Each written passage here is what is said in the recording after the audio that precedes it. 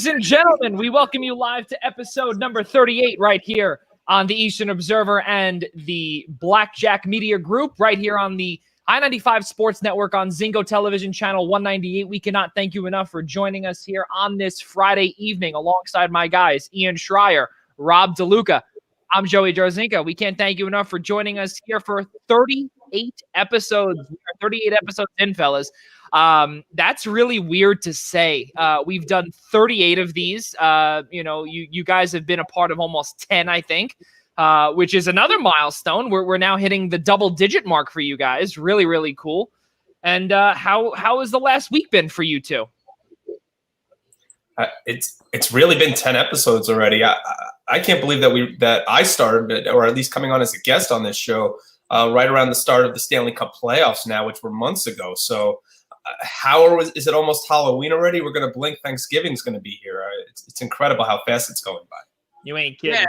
Yeah, look, it's been a pleasure being a part of the show, and the fact that it's been that many episodes already. I mean, just wow. Yeah, I remember coming on in the early days just as a guest, and now here I am full time with you guys. It's been a blast. It's really crazy, as you both just alluded to be on here, dating back to the beginning of the summer, and now it's almost Halloween. Really crazy stuff. Time is flying when we're having fun, of course.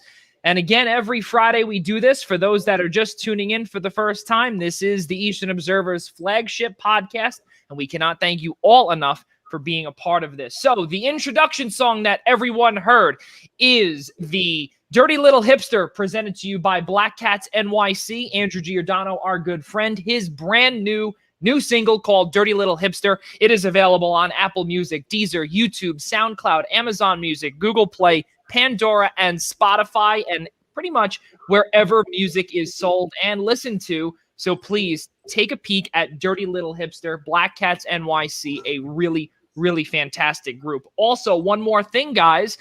We are currently in the middle of a promotional stage here. This is the second promotion that we are giving away here on the Eastern Observer channels, or actually on the Blackjack Media Group channels. And right here, we do have an 8.5 by 11 shot of Donnie Baseball, a.k.a. Don Mattingly, during his heyday with the New York Yankees. And this picture is presented to you by Steiner Sports. We cannot thank Brandon Steiner enough for one of these pictures. And again, the rules of obtaining or winning this photo can be seen as follows. You have to follow us on Twitter and or Instagram by using the following names: at Observe Eastern and or at the Eastern Observer. And why not, guys? Follow us on Facebook at the Eastern Observer too. And the second part of this contest, you have to show us and send us a picture on how you are enjoying the playoffs this fall, or now actually the Fall Classic, by sending us a photo and tagging us at the Eastern Observer. So really good stuff here, guys.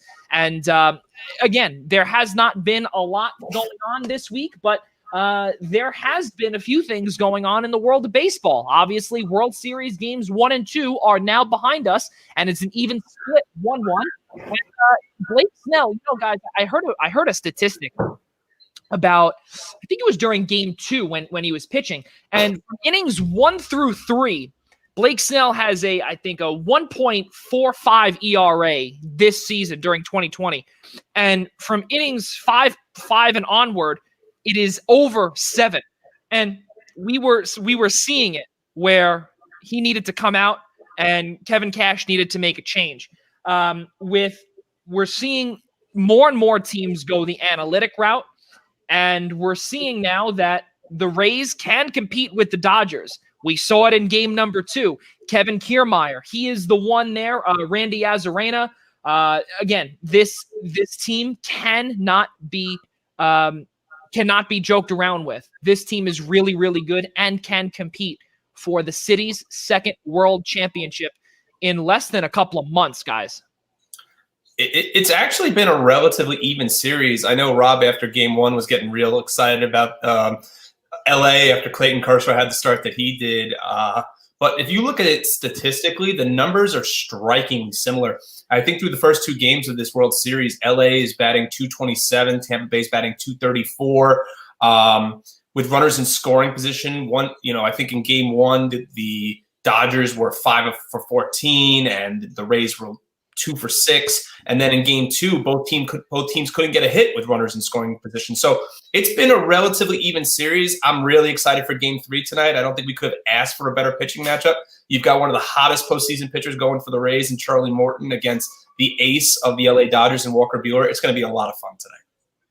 Yeah, I mean, look, this is what we signed up for when you as a baseball fan in terms of the World Series. You want a good, competitive, close series, and so far I think that's what we've gotten. We've seen some good offense from both teams so far, especially in game 2. The Dodgers really clawed their way back, obviously fell a little short, but nonetheless, that's what you like to see. But I think tonight we're going to see a nice – I think we're due for a great pitching duel, and if there's ever was to be one, it would be tonight with Buehler and Morton. Not even a question. Yeah, I think, and just by looking at a few of the numbers here, Randy Arozarena, 361, 7 home runs, 10 RBIs.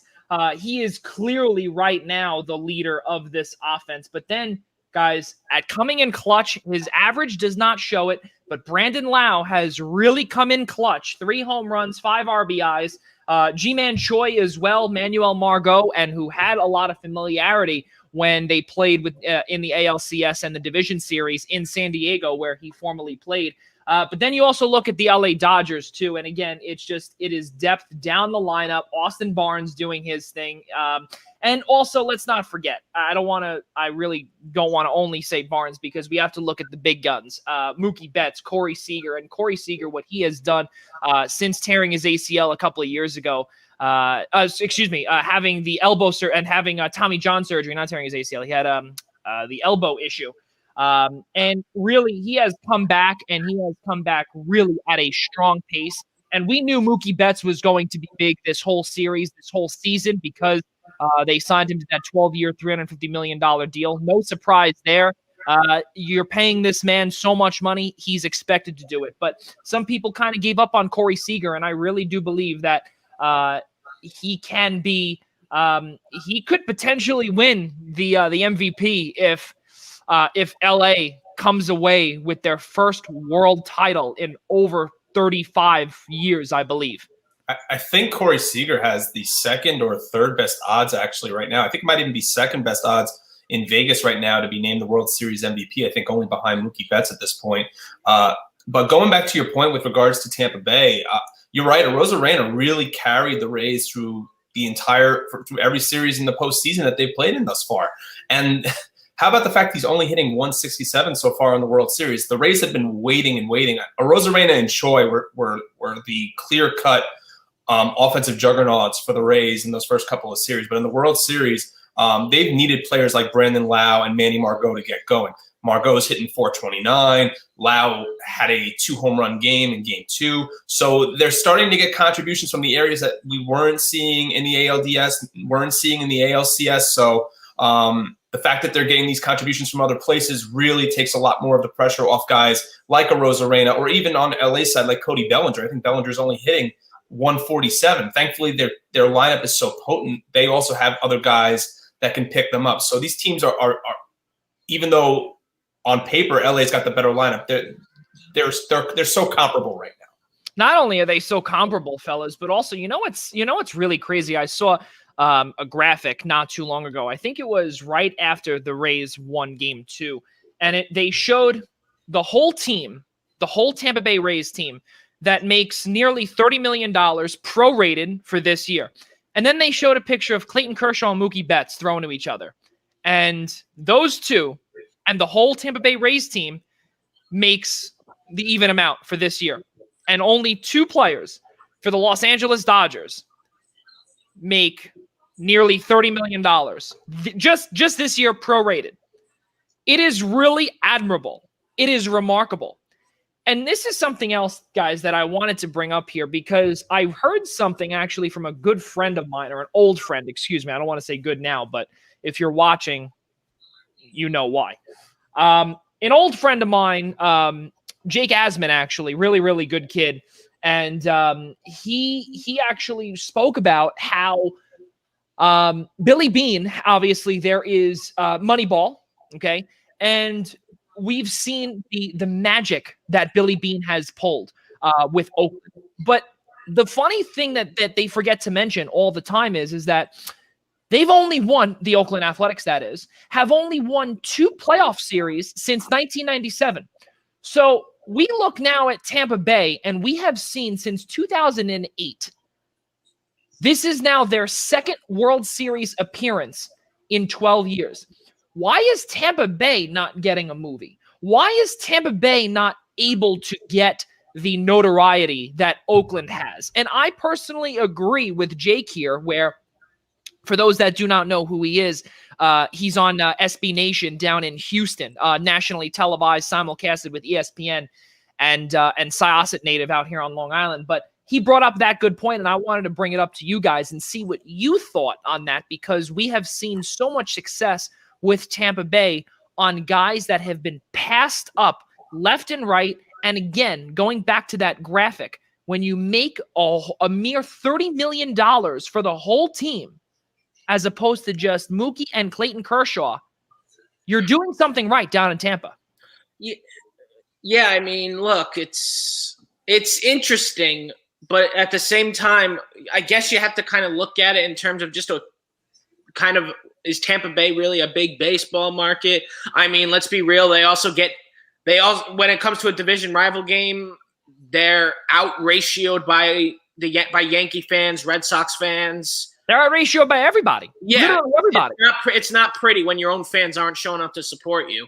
So it's tough to say, because when they have a bad year, no one's keeping up with them. They give up on them, and then they come back when you get years like this. So yeah. To the contrary of why don't they get a movie, I guess that's where you can look. But yeah, just to dive back a little to take on a Rosarena, guys like that being able to finally step up. I bet you he wishes it was a contract year for him at this point, because he's one of the biggest reasons, if not the main reason, the Tampa Bay Rays are sitting here in the World Series, just 3 wins away from the title. I think Rob said it best. I think that the Rays and the Marlins play in a state where they don't care about professional baseball. There's no market for it. In football, they care about college. You live in a college state where you're surrounded by the University of Miami, Florida State, and the University of Florida. Saturdays is religion down in Florida, not professional baseball season. We see year upon year how Marlins Park and the Trop continue not to draw any attendance. The only attendance, as Rob and you yourself, Joey, mentioned, is when a local team comes to town. The Yankees, their spring training is in Tampa, so it makes sense why, and there are Yankee fans scattered across the country. So yeah, they're going to draw for those games. They're going to draw for Red Sox games. If they play in interleague, they're going to draw for Cardinal games, or whatever the case may be. They just can't draw. And they are in a lot of ways, though, Joey, yes, comparable to Oakland, because they aren't a team that builds their franchises around signing big market free agents, because they're not a big market team. So you remember guys like Evan Longoria. He was a homegrown player in Tampa Bay. What's going to happen to players like Randy Arozarena? What's going to happen? I mean, we're starting to hit the tail end of rookie contracts for guys like Blake Snell, Tyler Glasnow, albeit he's not having a good year or even a good postseason, Charlie Morton, players like this that are eventually going to have to get re-signed to contracts. So I don't disagree with you, but the problem is the audience, as Rob mentioned, the audience is not there. There's not enough people in Florida, unfortunately, that care about professional baseball now. And I can allude to that, especially for going down to Marlins Park one summer during, I think it was 2015. And for those that know Marlins Park, it's in the middle of Little Havana, number one, which is not a bad thing. It's just, it's kind of just planted in Little Havana. So it's a very small area, and it's almost like similar to the Barclays Center, where it's just planted in the middle of Flatbush and Atlantic Avenue. And then Marlins Park is this kind of the same thing, but it's like in a square, and there's only one lane again all around, and there's really no garages, no nothing.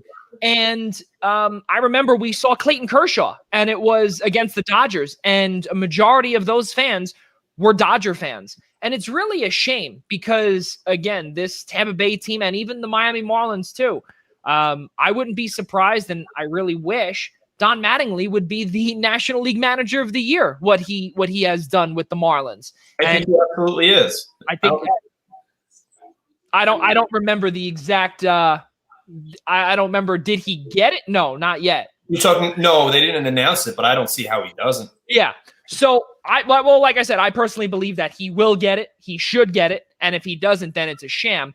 But what the whole point is that, again, these two teams, both the Marlins and the Rays, they are slowly on the rise. And it's a shame that Tampa, just a short couple of years ago, they were talking about splitting between Montreal and Tampa to be their home. Right. And because they simply could not field a full-time team down in Tampa because of the Trop, because St. Petersburg would not give them a new building. And for Miami, who wants to be in Miami in June? It is terrible down there. The humidity is at 150%, and it's 150 degrees down there too. So it's like you've put yourself in an oven. That's really no good. Going back to Tampa and the Dodgers, this is the first time that every single player on the Tampa Bay Rays will be facing Walker Buehler.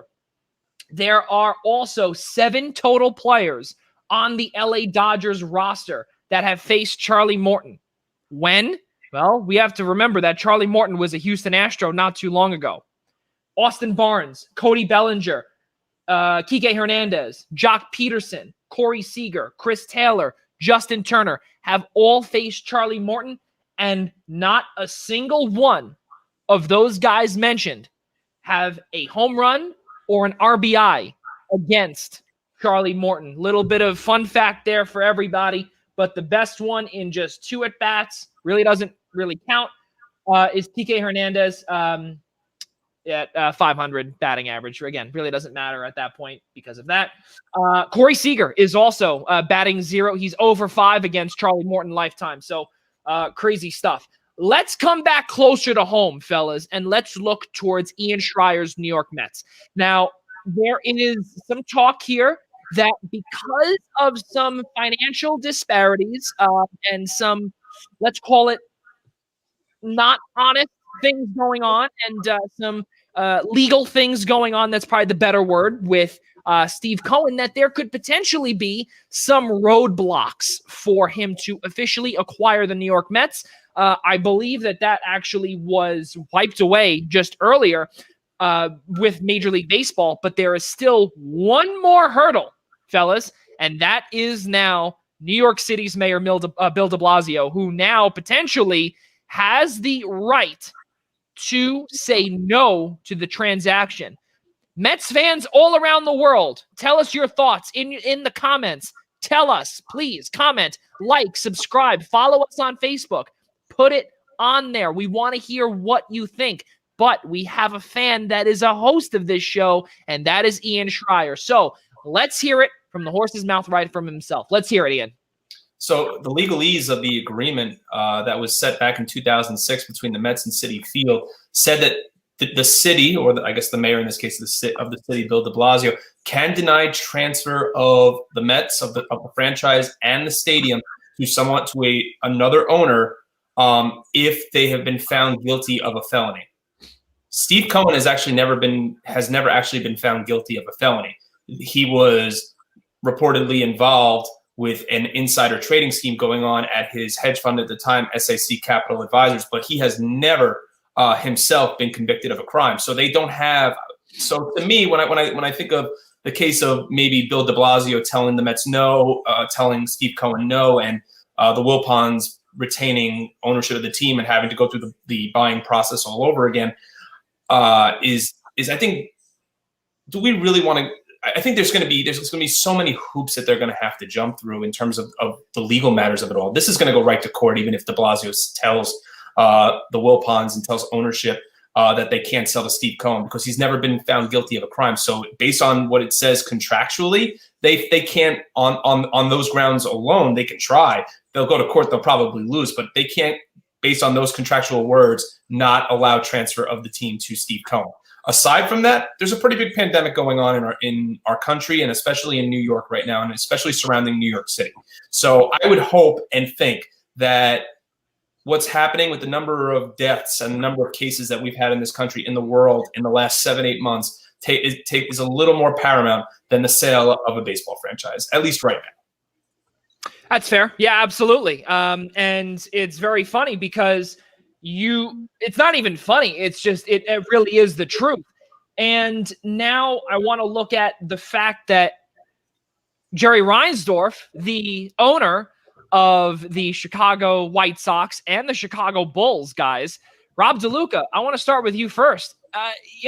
Your thought on this man who has a lot of money. Let's not forget, he's got a lot of money. He is personally worth, I think he's in the billions. He has a buh next to illions. Either it's mil or buh, and he's got buh. So, for those that have just tuned out after I sounded like a kindergartner, why would Jerry Reinsdorf say no?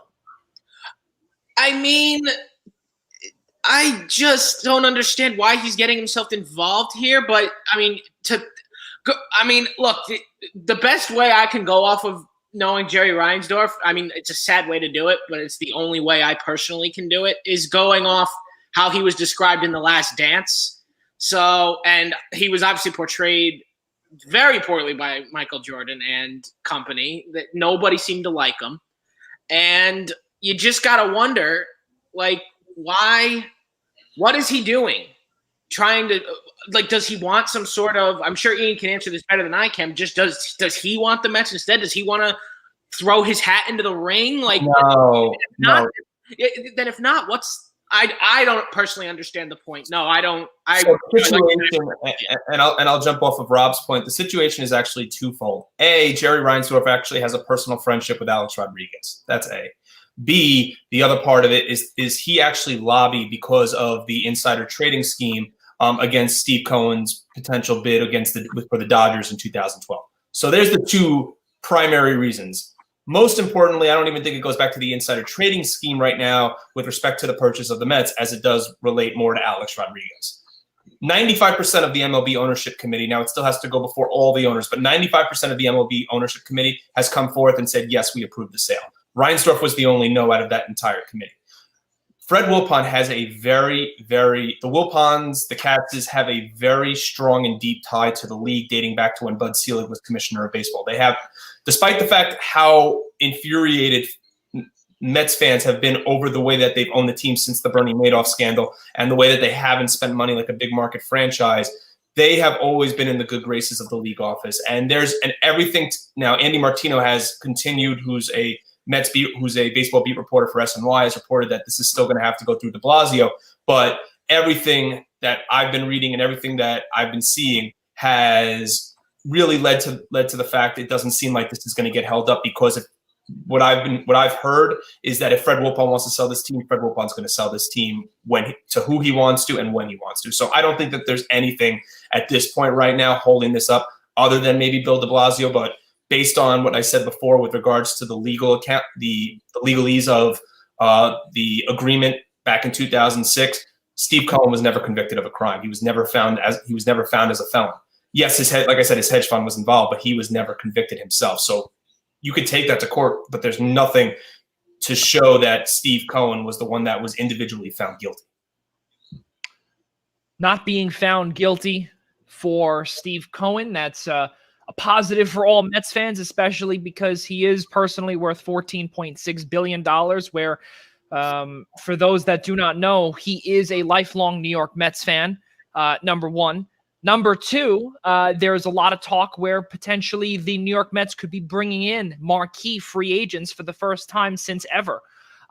So, to be able to bring in a player such as George Springer, which really that would be bringing him home, if you will, because he is from the Connecticut area. He went to UConn when UConn was with the Big East still, first go round.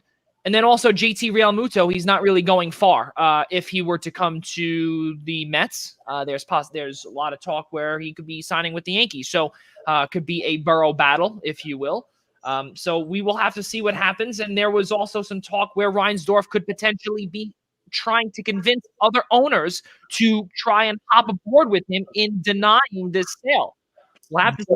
Joey, has there been any talk, and I didn't want to interject there, but has there been any talk, and I'm not trying to sound like a biased Mets fan here, I haven't really heard a lot of talk about, unless it's been recent, of Real Muto going to the Yankees. The move that's really been picking up steam, the first move really of the MLB offseason that's really been picking up steam has potentially been Yadi Molina going to the Yankees to mentor Gary Sanchez and make him a better defensive catcher, and to also work with Kyle Higashioka. So I have not heard maybe the same rumor you have with regards to Real Muto, but I know that as of yesterday that there was a little more of Yadi Molina to the Yankees picking up steam. Well, we'll see what happens if DeLuca, we're going to get to you in a second. We're going to see also if Gary Sanchez even will come back.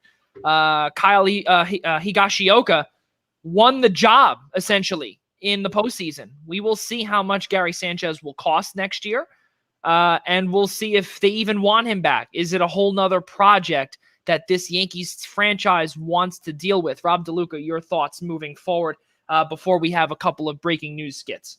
All right, yeah, I mean, look, this is look, Yadi Molina would mean, yes, that he's coming in as a mentor role, no doubt. Probably play a couple games here and there, especially when someone eventually inevitably gets hurt, because that's just how it is on the New York Yankees these days.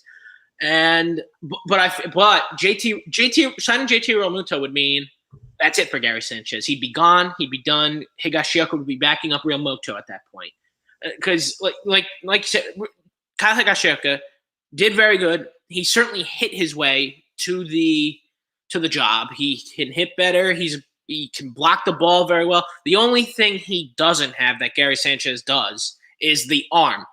Gary Sanchez's arm is far superior when it comes to throwing a guy out at second base or third base. Gary Sanchez is very strong in that sense, but it's essentially his only strength, as from what we've seen this past season from Gary Sanchez was a whole lot of nothing. Not a lot of hitting, not a lot of blocking balls at the plate, just not a lot of Gary Sanchez, Rob, was really, he batted under 150 the whole season. Terrible. And don't get me wrong, it was an only 60-game season, but you would figure that a lot of and from what we heard in the beginning of the season, where when you see where, it would be an asterisk of a season. We've heard that in professional sports all of 2020. We've heard that. But now we look at it and we would hear, okay, so 361, which is what DJ LeMahieu finished or concluded the season with. You would figure that those numbers would most likely for everybody be higher because the amount of at-bats and hits were so much lower, right? But here, in Gary Sanchez's case, it was so low that if you look at it, that means that it was probably, if this was a whole 162-game season, and if he stayed on this pace the whole year, this man could seriously have either been released, traded. He can't be sent down. I mean, could he be sent down? I don't. But at that point, and at this point in his career, I think Brian Cashman would be giving him the boot, but that's a whole nother conversation for time. But it's crazy to hear, and especially from what Ian Schraier just announced, where I did not hear about the Yadier Molina gig. Oh, I didn't hear that. Where that could be, that would be huge for Gary Sanchez to, again, the Molina brothers, all three of them, Benji, Jose, and Yadier, they all have beyond amazing catching experience. And I think that they would be great to mentor him, but we'll see how much longer does Yadier Molina have? And also there was some talk that was it for him. He was done after this year. I don't want to discount any possibility of Real Muto coming to the Yankees, because I think there would be a team out there that would absolutely take on the talents of Gary Sanchez. They could see taking on Sanchez with his hitting ability, his ability, like Rob said, to throw out a runner at second or third base. So if there's a team that's really struggling behind the dish, let's say the Mets, would they take on Gary Sanchez if the Yankees are, and I think he's still working off his rookie contract, right?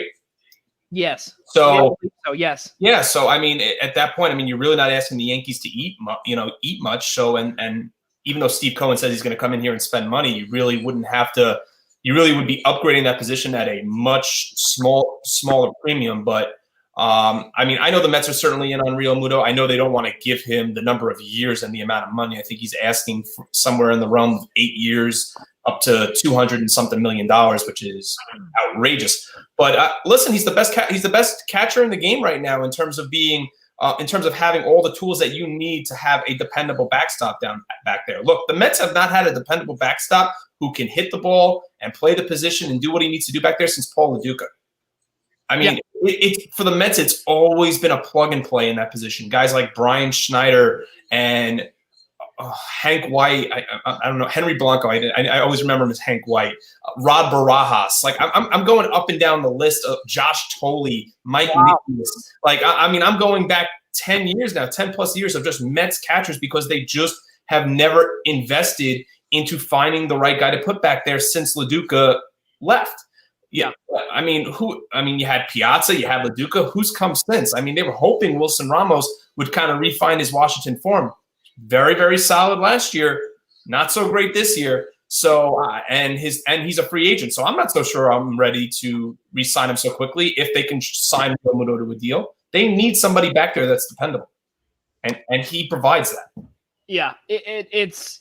That would be good, but at eight years, I wouldn't give that either, especially because of the way that I don't want to say he declined, but his play was not great this past year.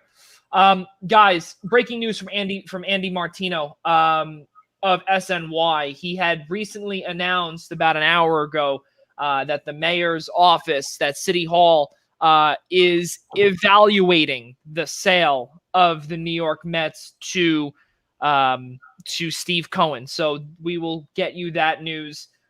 If something does break, we will be the first ones to let you guys know once we receive it. Also, another breaking news, fellas.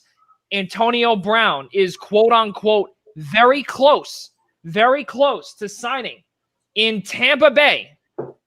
Turn of events from where he originally was, or was most likely going to sign, which was in Seattle. Yeah. And I'll tell you this much, for all of those that want to know on this new edition of What Grinds My Gears. Now, I'm going to tell you this, guys, and this is my one quick thing. It doesn't help my fantasy team because not only do I have Chris Godwin, I also have DK Metcalf as well. So either way, I was going to be screwed. So good stuff there, fellas. But that was very, very annoying. I think it's actually kind of funny, and since it is breaking news, I didn't hear anything about him going to Tampa Bay leading up to the show, and the fact that he played 2 games in New England with Brady, so now he's going to go to Tampa Bay and go play with Brady. I don't understand. I know we get the Bucs in a little bit. I don't understand what they're doing with trying to load up on the. They're giving time. Has again and again now recently proven to be a cancerous. There's no doubting his talent, but let's remember how much of a cancer he became to every franchise he's played since he's left Pittsburgh. There's a reason that teams don't want to pick him up. So now when things are fine, you just housed Green Bay, you're ready to pick up a guy that might ruin everything, all the good mojo you have going on with your team right now. I mean, look, it's not that surprising, honestly. There was traction of this during the offseason that when he'd come back from his suspension because he wanted to play with Tom Brady wanted to play with him. This isn't too surprising to me. Now, of course, I had forgotten about it once Adam Schefter said he was seriously considering Seattle. But then once I saw the breaking news that he could become very close to signing in Tampa Bay, I was like, oh, right. Now, it was like, oh, right. How did I forget about that? It just doesn't seem too surprising to me anymore. Just, Rob, make sure you put your life savings down next week when the Giants play the Bucs on Monday Night Football. Oh, yeah, let's go. You live in Jersey. Put everything down on Tampa Bay. It's a lock. Don't get me started on the Giants, please. It is an absolute perfect segue that my good friend Ian Schraier has done for us here, and it helps Rob DeLuca in this new segment of What Really Grinds Rob DeLuca's Gears. Ladies and gentlemen, Rob DeLuca is a diehard New York Giants fan, and God help him yesterday because, let's not forget, how about the catch to seal the deal yesterday that did not ever occur? Ladies and gentlemen, what a disaster. The Eagles should not have won that game. The New York Football Giants should have, but it did not happen. Rob DeLuca, let's hear it. FCC is on and listening. So be careful with what you say, good sir. You really want me to do this, huh? I really got to do this? All right. Yeah, you do. I do. I guess I do. I guess that's why I don't get paid to be here. But nonetheless, the New York Football Giants yet again showed why they are just terrible. Why they are just the single most embarrassing team outside of the New York Jets. This was awful. This game was 21-10 with less than 5 minutes to go when right as Carson Wentz threw that 60-yard bomb over whatever his name is, Lewis, number 37 on the Giants defense, had a horrible game. He did. He was burned countless times, took at least 2 stupid penalties to put the Eagles in better position. And honestly, yeah, great for you. You stopped the 2-point conversions, and then look, this all comes down to 2 things. The defense choked it away. Granted, I feel a small amount of sympathy for the defense when you're out there for 40 minutes a game. But still, you can't choke away like that in the last 5 minutes of the game up 11 points. But also this comes back to one simple thing. Evan Engram not catching a football when it matters. That the lack of clutch from this man since his career began a few years ago is zero. He has never done anything to help the New York Giants win a football game since he has gotten here. He is like the John Carlos Stanton where all of his production comes when it doesn't matter. It's just pointless yards, pointless fantasy points, all in garbage time, all when it doesn't matter. When the game's on the line, he doesn't show up. And poor Daniel Jones, who with the classiest move you can make, channeled his Eli Manning and said, I got to put that ball in the better position. Bro, where? Where else could you have possibly put that pass for him to catch it? There's literally not a more perfect place than where he threw it for that ball to be caught, giving the Giants a first down, which would effectively have run out the clock because the Eagles had already burned a timeout, so the game would have been over. This was embarrassing. They are now 1-6. I do not stand this team. This was crushing. I don't get irrationally angry at football games anymore just because of the way the last few years have gone. The last time I was this irrationally angry was in 2015 against the New England Patriots, the infamous Landon Collins dropped interception. I had been very irrationally angry. And before that, not since Deshaun Jackson in 2010 at the Meadowlands, when I was there, 15 years old, watching that. That was also the last time I was irrationally angry. I don't get this angry. But this was just defeating. I feel so defeated, broken, sad, lied to. Awful football.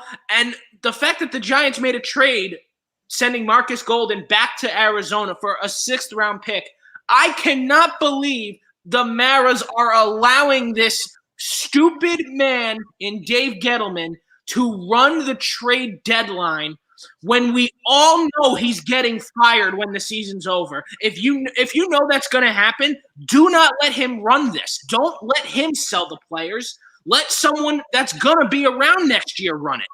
For the love of God, figure it out. I got to tell you, and we're going to cut this clip tomorrow, and we're going to put this in all Giants groups tomorrow on social media. But again, I mean, I want to hear Ian Schraier because that really is just fantastic. And from another Giants fan, I mean, this DeLuca, when people are going to be watching this tomorrow, this is what they're going to be. This is how they're going to be looking. They're going to be looking like, what is this guy saying? But Ian, now, do you want to feed off of that from Rob there? Sure. My favorite moment of last night was when, with 6 minutes and change to go, Daniel Jones hits Sterling Shepard on that slant route in the end zone and makes it 21-10.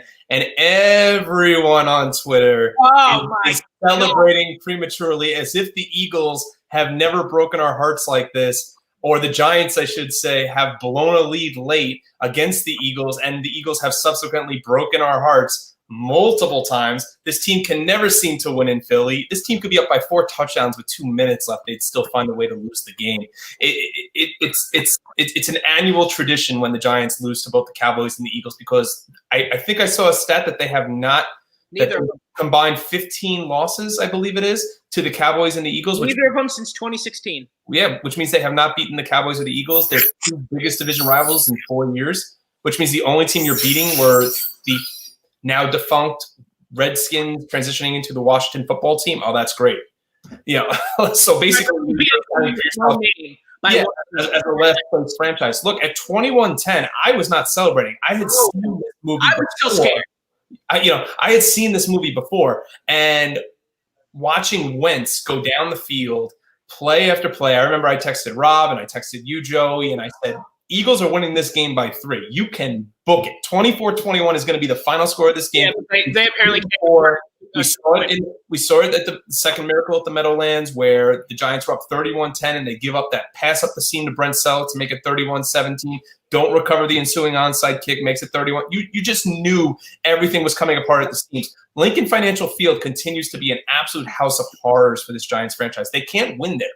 But there's no listen, you want to blame, like, people want to blame officials for, was that a pass interference call? Deshaun Jackson had his head down. What was Corey Ballantyne supposed to do? It doesn't matter. When in those situations, when you're up 2 possessions, you can't be playing 10. I know you don't want to give up anything over your head.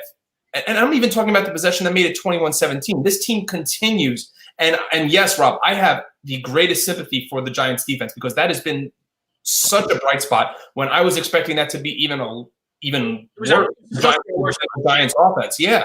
So you can't be playing 10, 12 yards, putting in 5 or 6 D-backs, not playing. That prevent last night was right. With 6 minutes left. But listen, Wentz will be very happy to take the 10, 15-yard throws, and then in 2 minutes they're in the end zone and still have all 3 timeouts. But the biggest play of the game, bar none, is Evan Ingram dropping that ball. You're right. Evan Ingram does things like Giancarlo Stanton. Yeah, he spent most of his career on injured reserve, is where Evan Ingram has spent most of his career. He can't stay healthy. And even when he is healthy, he is not even close to resembling a first-round talent. That ball, Daniel Jones could not have dropped a better pass into Evan Ingram's basket to win the game. I tend to be one of Daniel Jones' worst critics, because I'm a fed-up Giants fan. I want things to finally change. Yeah. But his efficiency rating, I forgot what they said, that he completed, I believe it was, had a passer rating. No, not a passer rating. I can't remember. But I think it was where he completed 88.2% of his throws in the pocket. It's pretty darn good. I mean, granted, a lot of his throws are checkdowns because he doesn't have enough time at the offensive line. So and the beautiful way calling him Jason Garrett. Yeah, to Wayne Gallman or to Dion Lewis or whatever the case may be. So I know I'm part of me's kind of ready to move on from Daniel Jones, but let's get back on track here with regards to last night's game. There's no, and then on first, I mean. Well, all of these ready to get rid of Jason. Was it Kelsey or Brandon Brooks that gets called for the illegal hands to the face for the face mask to box? Jason Kelsey. Brandon Brooks was on injured reserve, yeah. Yeah, to back him up 15 yards to the 17-yard line. It was first and goal from the 17 instead of first and goal from the 2. And you give up that late play where Boston Scott runs a wheel route. I mean, it was a great throw by Wentz, but this is just typical Giants, Eagles. We see it year in and year out. They're 1-6. This is a game that shouldn't even have mattered. This game simply mattered because Daniel Jones had open field in front of him and tripped at the 10-yard line. This is why that game mattered. That isn't even relevant because the Giants still scored a touchdown on that drive. Right. The game became relevant because Daniel Jones tripped. The game became relevant because it was an NFC East division rivalry where the teams are separated by a turnpike. This game did not matter. The Giants were 1-5. The Eagles were 4-1. What exactly did this game mean? I'm not trying to downplay. That's what it meant. I'm not trying to downplay the fact that if the Giants and I guess I'm having my own little addition here of what really grinds my gears. I'm sorry to take a little bit of the spotlight away from you, Rob. But yes. But it's and I just lost my train of thought. That's Giants football for you, Ian. The game should not have mattered. And I'm not saying that if the team would have won today, I would have been praising the fact that the Giants would have been a half game out of first place. The NFC East is the saddest division in all of sports. This is a sad excuse for football. Have we watched the 4 teams playing in this division right now? It's horrible. Yeah. The idea that it's absolutely possible that maybe for the first time since the Seattle Seahawks beat the Saints on that Beastquake run by Marshawn Lynch. Oh yeah. I think they were 7-9 that year. We could see a team winning the NFC East right now at 6-10 or 5-11. Yes, that's scary. That's scary, and that's going to make the NFL change playoff qualifications. You better believe it. If that really does happen, you better believe they're not going to they're going to put a record minimum or something. Division winners have to at least be 7-9 or something. Otherwise, you can't go to the playoffs because you clearly don't belong there. Nobody in the NFC East belongs there right now. And by the way, go Washington on Sunday because I just love the chaos. Make it as horrible as possible. Let's see how bad it can really get. By the way, Ian, you did have the score called. By the way, if the Eagles could, I told you could convert a 2-point conversion on their line. They literally tried to have us win that game with a last-second field goal by Graham Gano, which we've seen before as Giants fans, but on the wrong side.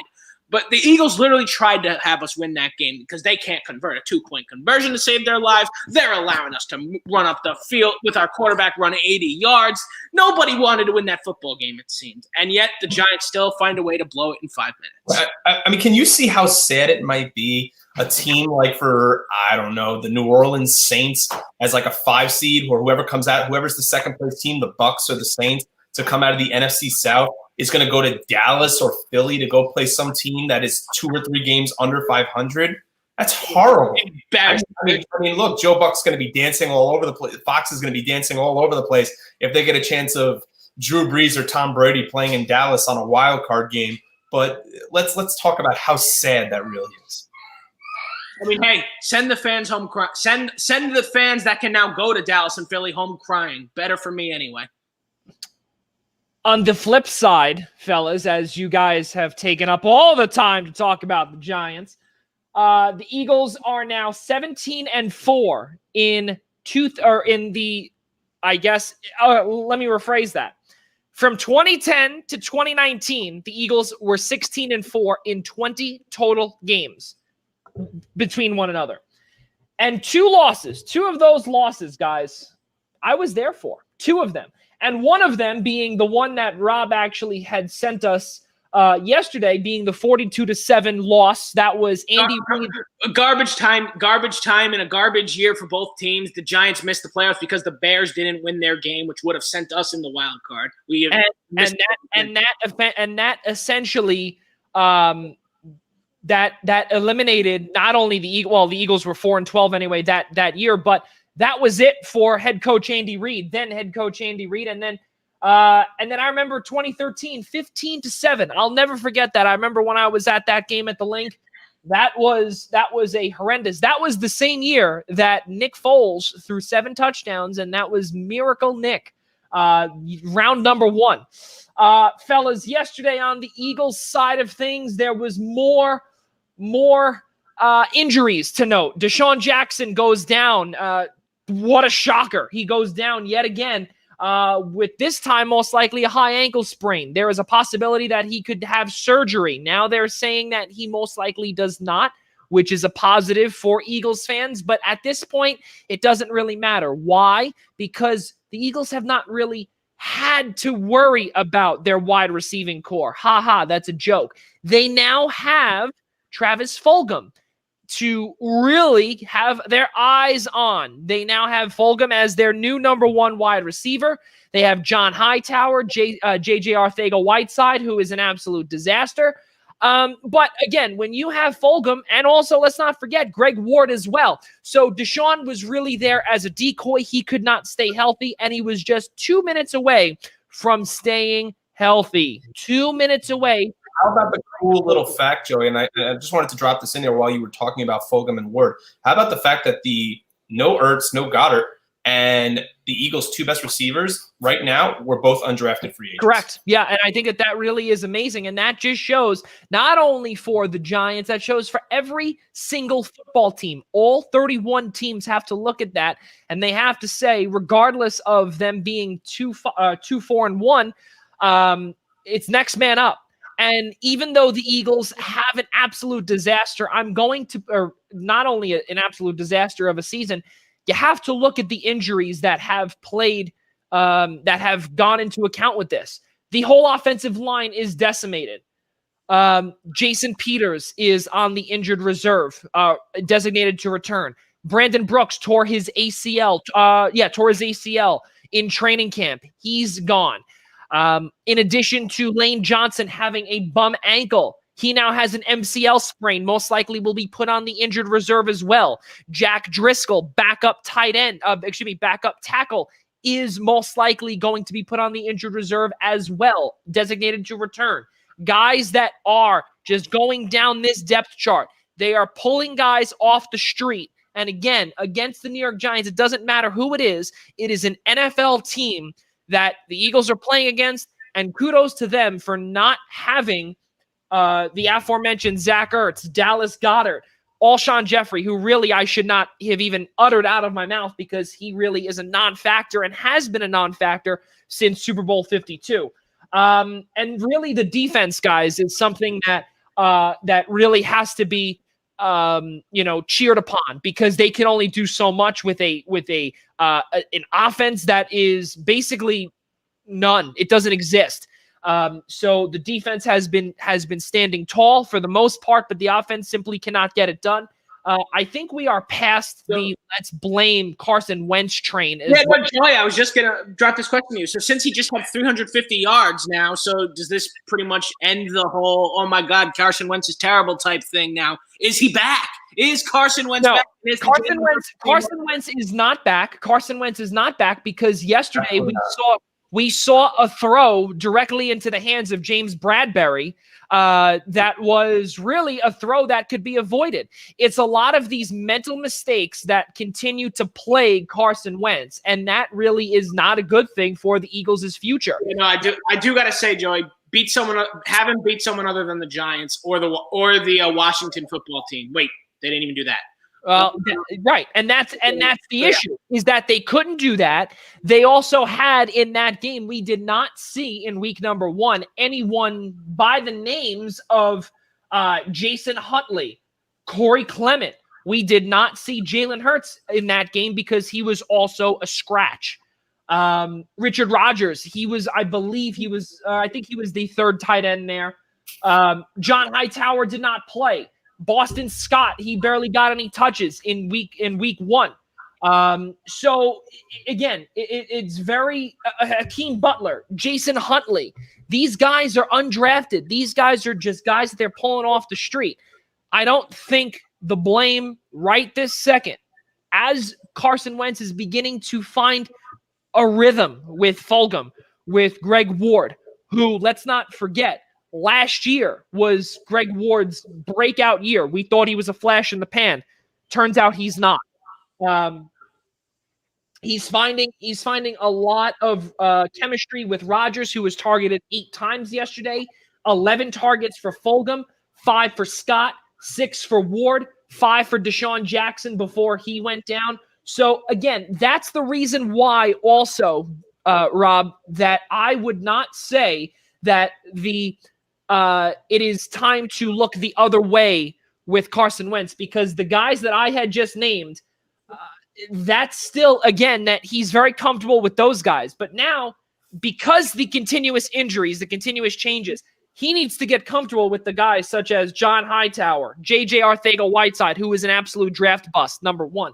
Number 2, how about Corey Clement, who, by the way, was a Super Bowl hero?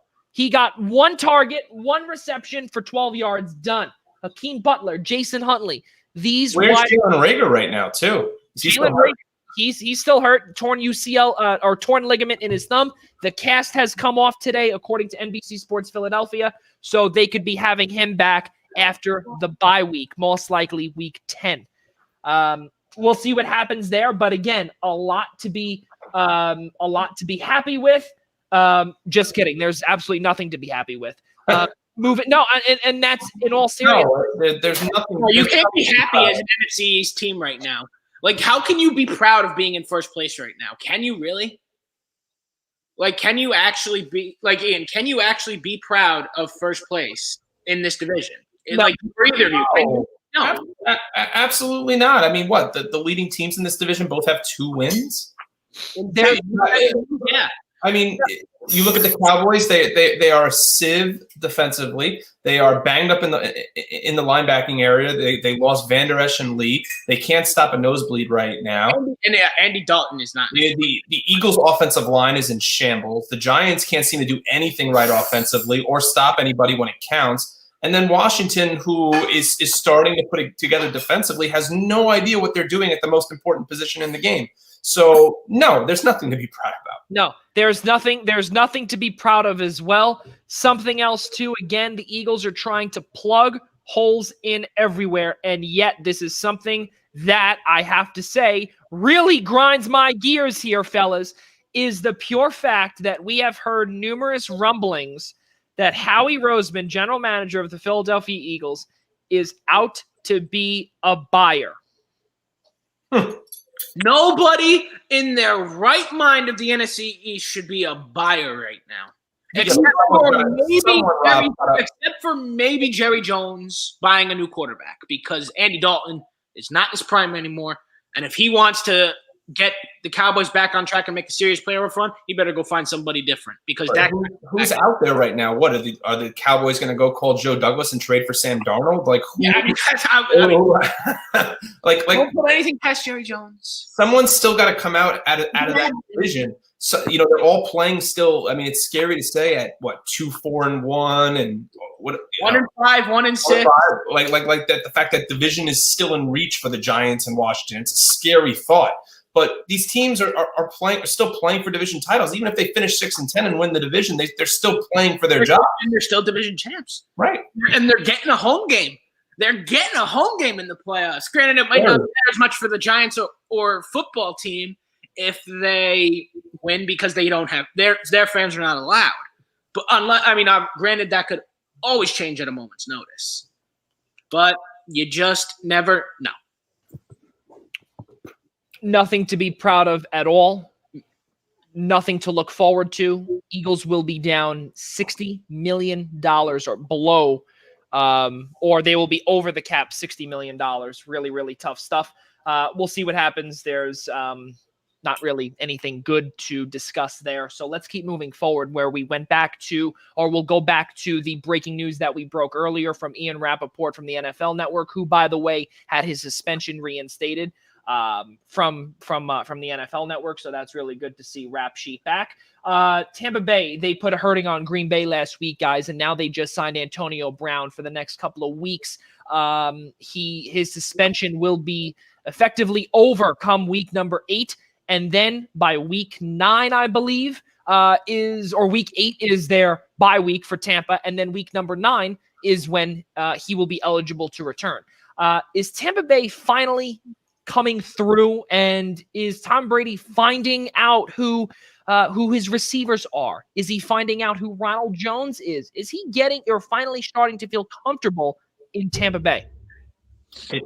I would say it's hard not to consider them a favorite in the NFC, which is a very weak and wide open NFC right now. I mean, after the Seattle,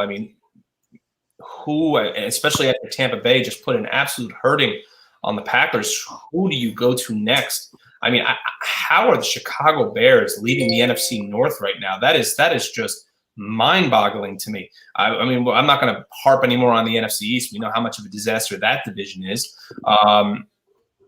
The Bucs seem to be right now the cream of the crop in the South. The Falcons are a mess. The Panthers are under a coaching change and still don't have their all-pro running back yet. Drew Brees is not making the throws that we're used to seeing him make, and now Michael Thomas is re-aggravating an injury. So there's a lot to think about with regards to Tampa Bay winning the division.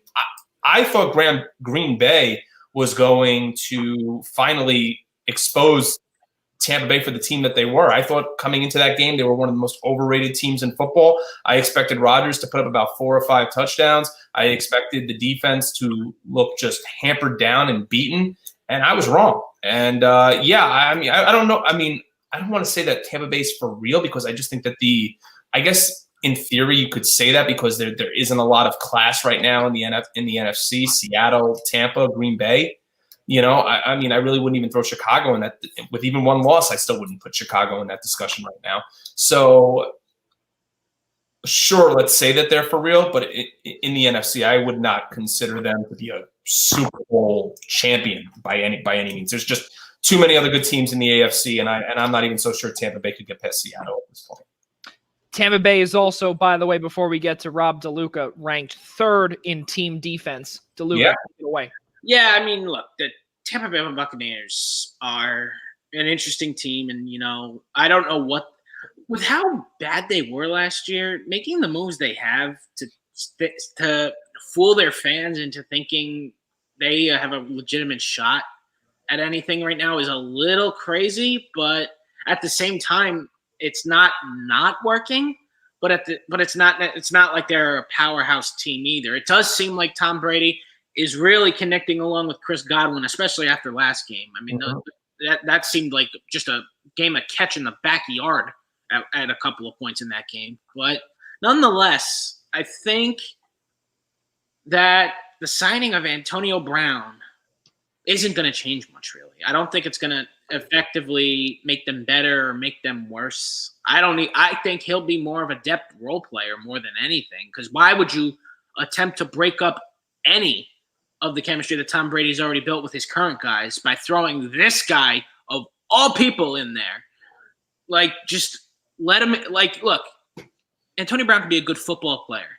If he can keep the drama out of all of it, he'll be very effective. But don't mess with everything Tom Brady's built with his new team here. This is something that seems to be working for now. And with the struggles of the New Orleans Saints, it really is giving Tampa Bay a chance to pull away. They've got another win locked up next Monday night when they come into MetLife and play the Giants. They'll pick up another W and move on to their next game, or their bye. I believe their bye week is after the Giants game. Yes. But yeah. So then they'll be. I believe that is 5-3. I believe by that point. Correct. 5-2. I think 5-2. 5-2. Yes. Okay. So 5-2 at that point. Yeah, that would be obviously depending on what happens this weekend. But correct. Yeah, so maybe 5-3. I might be right. Who knows? Or 6-2, right? Yeah, exactly. I might be right. Who knows? But yeah, 5-3 or 6-2 is what it'll be, depending on what happens Sunday. But yeah, I think this will be I think this is a fine depth signing. Look, if he leaves the drama back where we left it, this will be a fine signing in terms of depth for the Tampa Bay Bucs. I think it will. It's not gonna, like I said, it's not gonna make them effectively some sort of Super Bowl powerhouse, but it's not gonna make them worse either. It's just it gives them depth. And I think also this signing too, fellas, I want to say this, and I think this is a bold statement. This signing gives Bruce Arians, Jason Light, and Tom Brady, all of these guys from all the way top to bottom, gives them insurance. And not only for the possibility of Chris Godwin when he went down with a hamstring injury, he missed 5 weeks, mind you, because again, he was on my fantasy team, so I know that very well. 5 weeks he missed. Mike Evans has not been the star wide receiver that not only he's getting paid for, but we have seen the routes that he's running, and he looks very uncomfortable. Who has been the most consistent wide receiver there? A man named Scotty Miller, who no one has a clue who he is.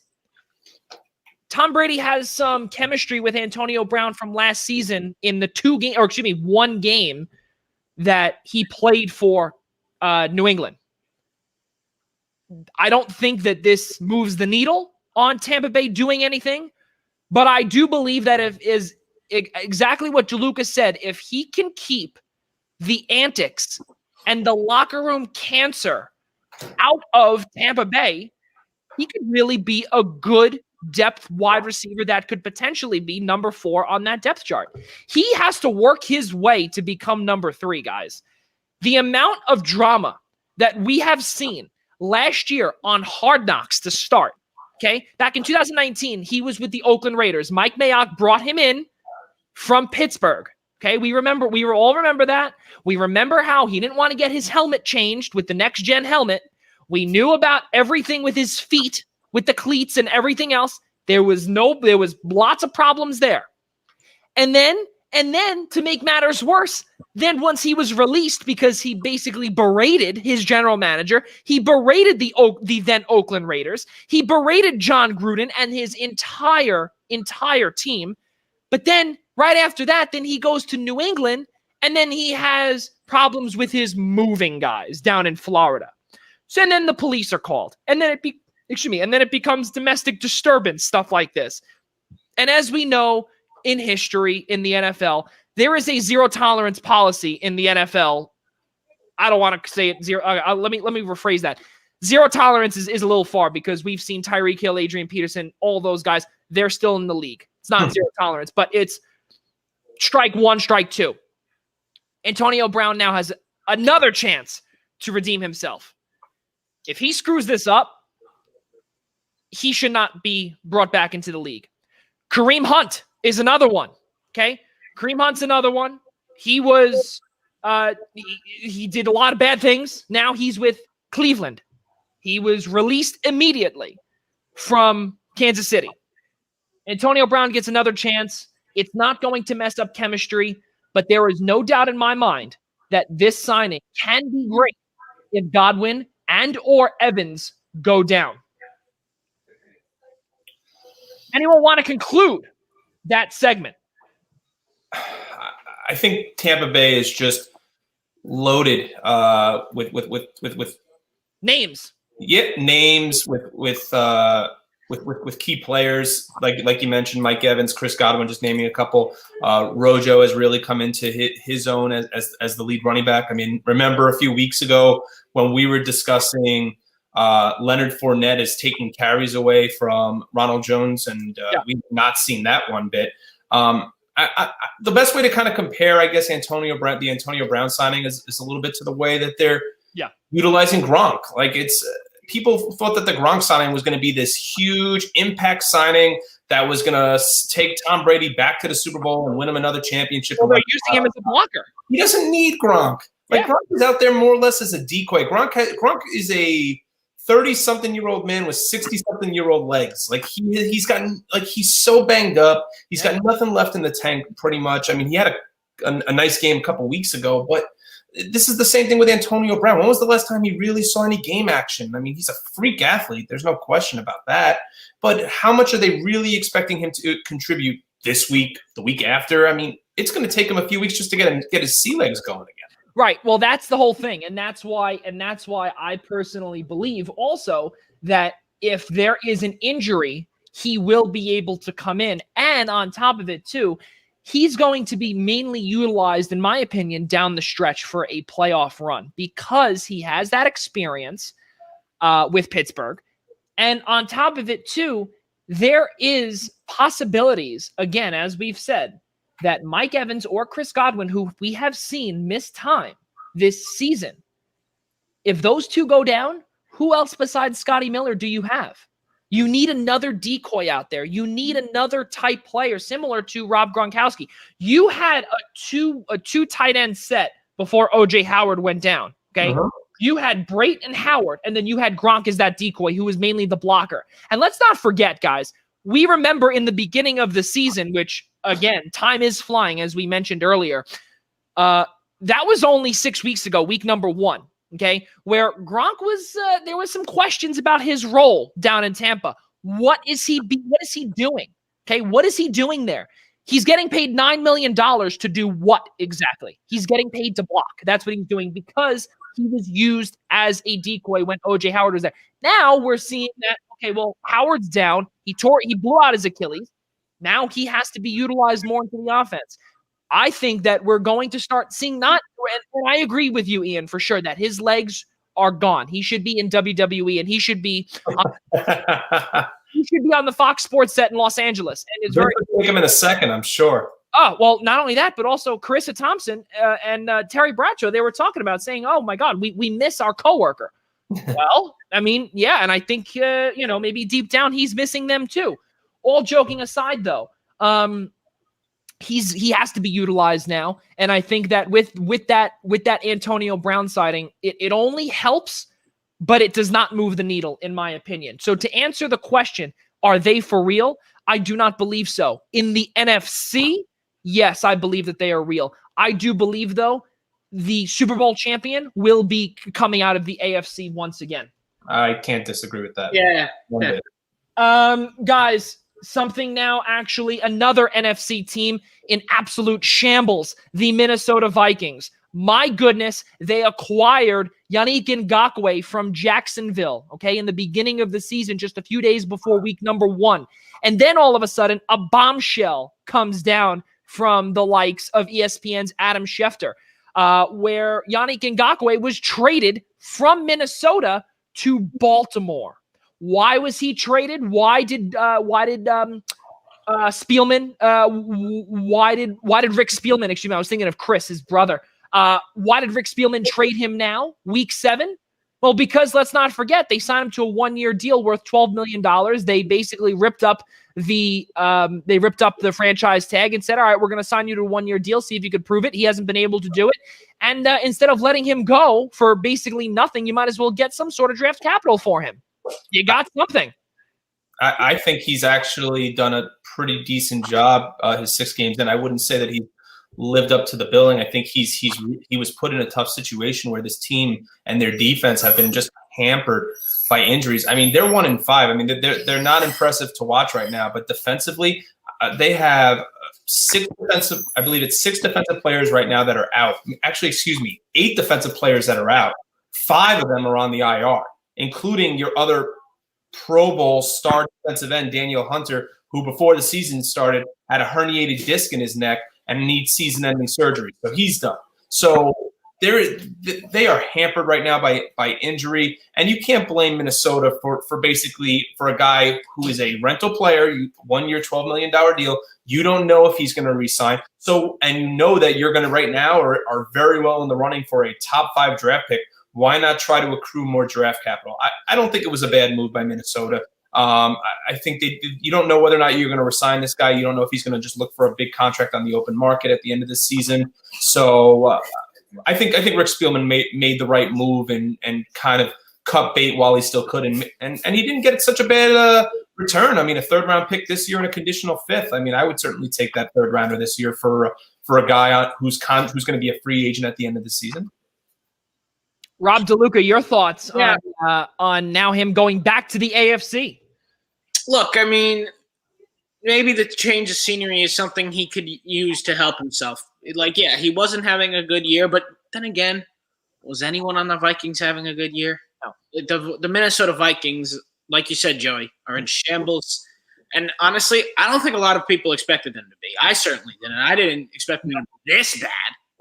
But again, it just comes back to what do you have to do to go in the right direction? Like, you fire people, you don't fire people, you trade some players, you don't trade some players. You know, there's a lot of decisions to be made, and sometimes they either work, they don't work, or they don't make a difference at all. And I think this will be one of those that doesn't really make a difference at all with the Minnesota Vikings, really. I think it's just they're going to be on the same pace for the rest of the year, essentially. Because, I mean, at this point, with where they're at, why even try, especially with their division actually out of reach? Why would they even try to get back into this race? I personally would not. No, there's no coming back, especially when Green Bay and Chicago are going to be running away with it. You're down roughly 3 games or 2.5 games in the division, and four. Yeah. The Vikings. The pseudo Bears are 5-1. Yeah, because the pseudo Bears are 5-1. So. I mean, look, they are the worst. Let's be real. They are the worst 5-1 team I've ever seen. From Minnesota, it's the worst 5-1 team I've ever seen. They are only winning because Nick Foles is there. And you can't. There's no convincing me otherwise. Like, look at the first 2 games. The Lions beat themselves, and the Giants beat themselves. That's how Mitch Trubisky got them to 2-0. And then Nick Foles steps in, and look what happens. Just miracle after miracle. It's true. You look at the injuries that Minnesota has. Danielle Hunter, George Iloka, who, let's not forget, just a few years ago was a big time safety who was signed from Oakland at the time, and then he was signed in Cincinnati when they were going through that whole phase of could Marvin Lewis finally get that first playoff victory? Well, guys, it didn't happen. Womp, womp, womp. It didn't happen. George Iloka's career went down the toilet, and he just came back, or actually was just activated onto the active roster from the practice squad. As we said, Iloka, he is now also on the injured reserve as well. Danielle Hunter, Tyler Higbee.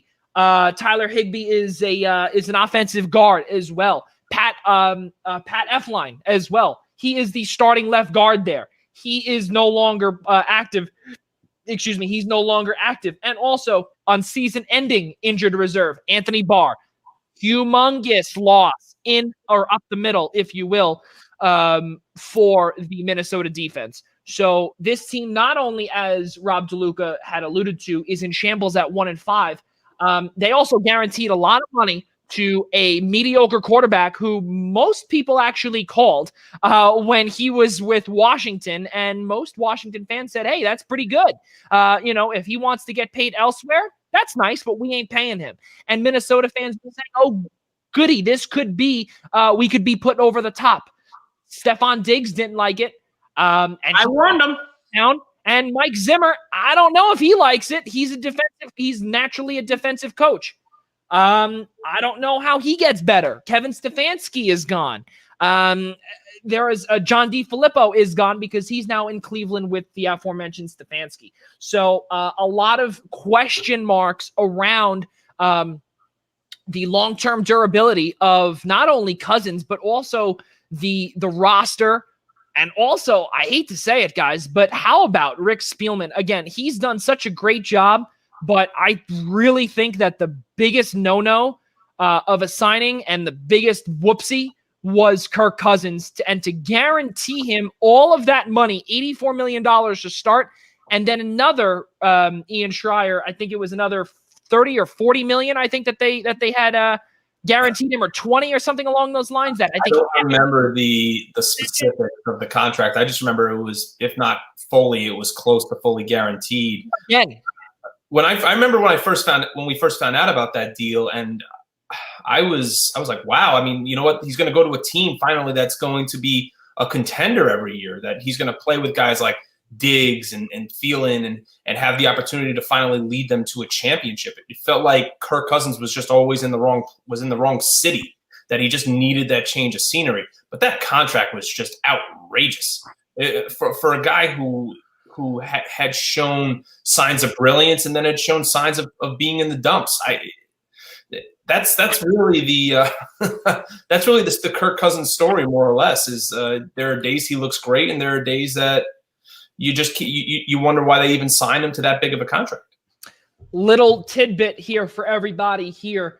Our good friend, or actually my good friend, and one of the Eastern Observer's own, Anthony Tornatore, the lead Minnesota Vikings writer, and also his friends at Fansided, also known as the Viking Age.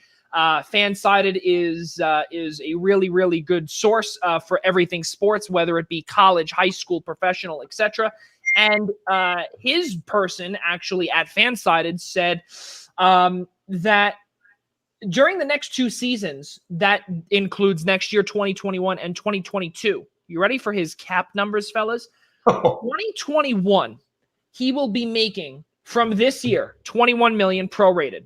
Okay, that was nice. Okay, that was good. $21 million, sure, not a problem. It jumps $10 million to $31 million in 2021. But then here's the good one in 2022, fellas. Ready? Drum roll, please. $45 million for Kirk Cousins, respectively. $45 million for Kirk Cousins in 2022. That will be the cap hit for the Minnesota Vikings. And boy, oh boy, is Rick Spielman poking himself saying, what the heck did I do? I never thought that a single contract would actually. I'm talking about for a quarterback recently, at least. I never thought a quarterback contract that could exceed so much more than what he deserved was Joe Flacco after he won that Super Bowl with Baltimore. And man, did Kirk Cousins blow it out of the water! I've got no words for that. Yeah, and listen, you know what? Joe Flacco is not a Trent Dilfer. Okay, he's not the worst quarterback to ever win a Super Bowl. He's not. I really appreciate that. You're very welcome. Listen, it's okay. You know why? Because New England fans now always have to say that they lost to a backup. So eventually, who became the Super Bowl MVP. So again, it's a lot of uncertainty in Minnesota, but I think that this deal, going back to, as you said, you actually brought up Joe Flacco, his old employer in Baltimore. I think that this is a great deal for Baltimore, and I think that not only for a stout defense, who actually just lost Brandon Williams as well, I believe for due to COVID, or he was in close proximity with someone who tested positive for COVID. He can really fit in there, and possibly there could be some shuffling on the defensive line. And again, Baltimore is ready to do this. They are ready to go back to the to shine bright in the limelight, and hopefully for their sake, go up against the AFC elites in Kansas City and the Tennessee Titans. They can be put up there as well. Let's keep moving forward. We talk about the AFC, guys. We have not spoken about the AFC North in a really long time as a whole, guys. And the reason being is because Baltimore was they were always in there 8-8, 9-7, but Pittsburgh was also there as well. But last year, let's not forget, when Ben Roethlisberger went down with an elbow injury, and Mason Rudolph had to take over, and Jeff Driscoll had to take over. There were these guys that, they basically, again, had to plug in holes at the quarterback position, and they could not get there. Cleveland was supposed to be the AFC North winner. Cincinnati, we knew, was always going to be dead last. But now, guys, it looks to me like it is a 3-team race, but Pittsburgh made it known that, and especially Ben Roethlisberger too, has made it known that he is not ready to get older or to think of as that old-time QB. I disagree. I think that the Steelers are still, until they play this weekend against Tennessee, I think are right now one of the probably the most overrated team in the AFC in terms of their record. I mean, they're undefeated, but Cleveland is one of the most also overrated 4-1 team, at least entering last week's game against Pittsburgh, 4-1 teams in all of football. You look at week 1, they played the Ravens. They lost 38-6. The next 4 weeks, they played Cincinnati, Washington, Dallas, Indy. I don't need to elaborate on all 4 of those teams. We know that their struggles. We've discussed them multiple times. There was no reason that with players like Baker Mayfield, Odell Beckham, Jarvis Landry, Kareem Hunt, Nick Chubb, and so on and so forth, Austin Hooper, that this team couldn't pull out wins against those franchises. Granted, they nearly blew one of the biggest leads probably in their franchise's history to Dallas and still came out on top. But this was a show-me game for the Browns to say, okay, well, we lost 38-6 to Baltimore. Let's prove the doubters wrong. Let's go into Pittsburgh. And even if we, you know what, it would have at least been respectful had they gone out there and just, if they lost, at least lost at a respectable score. They lost 38-7. And that 7, I think, tell me if I'm wrong, I think the score at one point was 31-0. I don't remember if I'm exactly right about that. But 31-0. I believe you're right. They're like Rob said, they're a pseudo team right now. There was no. The Browns finally showed who they were. I think that they are very lucky right now that they are right now. They're actually the number 6 team in the AFC right now, so they would actually be a wild card team. They play the Bengals on Sunday, which should, in theory, be a win. And then after that, they actually start a huge 3-game homestand where they can prove the doubters wrong. There are games against winnable teams in that stretch. The Raiders, the Texans, and the Eagles. So all three games being at home, and Cleveland has had fans at their home games. So they do have winnable games on their schedule, but they cannot match up with the Steelers or the Ravens of this division. Not one bit. No, and that's fine. They don't have to, but all they need to do is just get that 6th seed, and they make the playoffs for the first time in, I want to say 2004, maybe in that range. No, they went 1 year with Derek Anderson. Oh yes, okay. Yeah, they went 1 year with Derek Anderson. But 7. You're right, Joey. You're right. Listen, once you make the show, once you make the playoffs, right? It's a different mentality. Anything can happen. And I'm sorry to interrupt you, but we have to realize there's one extra team in each division that will be making the playoffs. And why can't the Cleveland Browns be that team? They are so inconsistent. That it is very possible that this team could conceivably win against the Bengals, as you alluded to. The Raiders, who completely are in shambles as well. We'll get to them in just a minute with the whole offensive line testing positive for COVID-19. Houston Texans, they are an absolute disaster as well, ever since DeAndre Hopkins was traded away. The Eagles, we don't need to elaborate more. The Jacksonville, all of these games, with the exception of their division opponents, are winnable games. They're winnable games, but they can also be, I see 3 opponents also where the wheels can also fall off. Yeah. Giants aren't one of them, by the way. No, but that's a little bit further down the schedule. But that's week 15 look, at MetLife. Right, like Houston, Deshaun Watson. I mean, listen, they're not having a good year whatsoever. They still have Deshaun Watson. The Raiders, yes, their line's been completely exposed to COVID. We don't know what's going on with them right now. But before this all went down with respect to their O-line having COVID, Josh Jacobs, Derek Carr having a solid year, Darren Waller, a exceptional option at tight end for that franchise. You talk about the Eagles. Like, yeah, the Eagles are having their struggles, but they're certainly showing that they have a capability to stay in games, especially against a Cleveland team that just beats up on bad teams. So in theory, yeah, they should beat up on an Eagles team. But we've seen it year in and year out where a team like the Browns, where the wheels just they fall off at the snap of the finger because they're just – I mean, they have the talent there. They just can't seem to ever put it together when it matters. Does Cleveland end 2020 with a winning record? Yes or no? Yes. Yes. I think actually they even make the playoffs. I think so.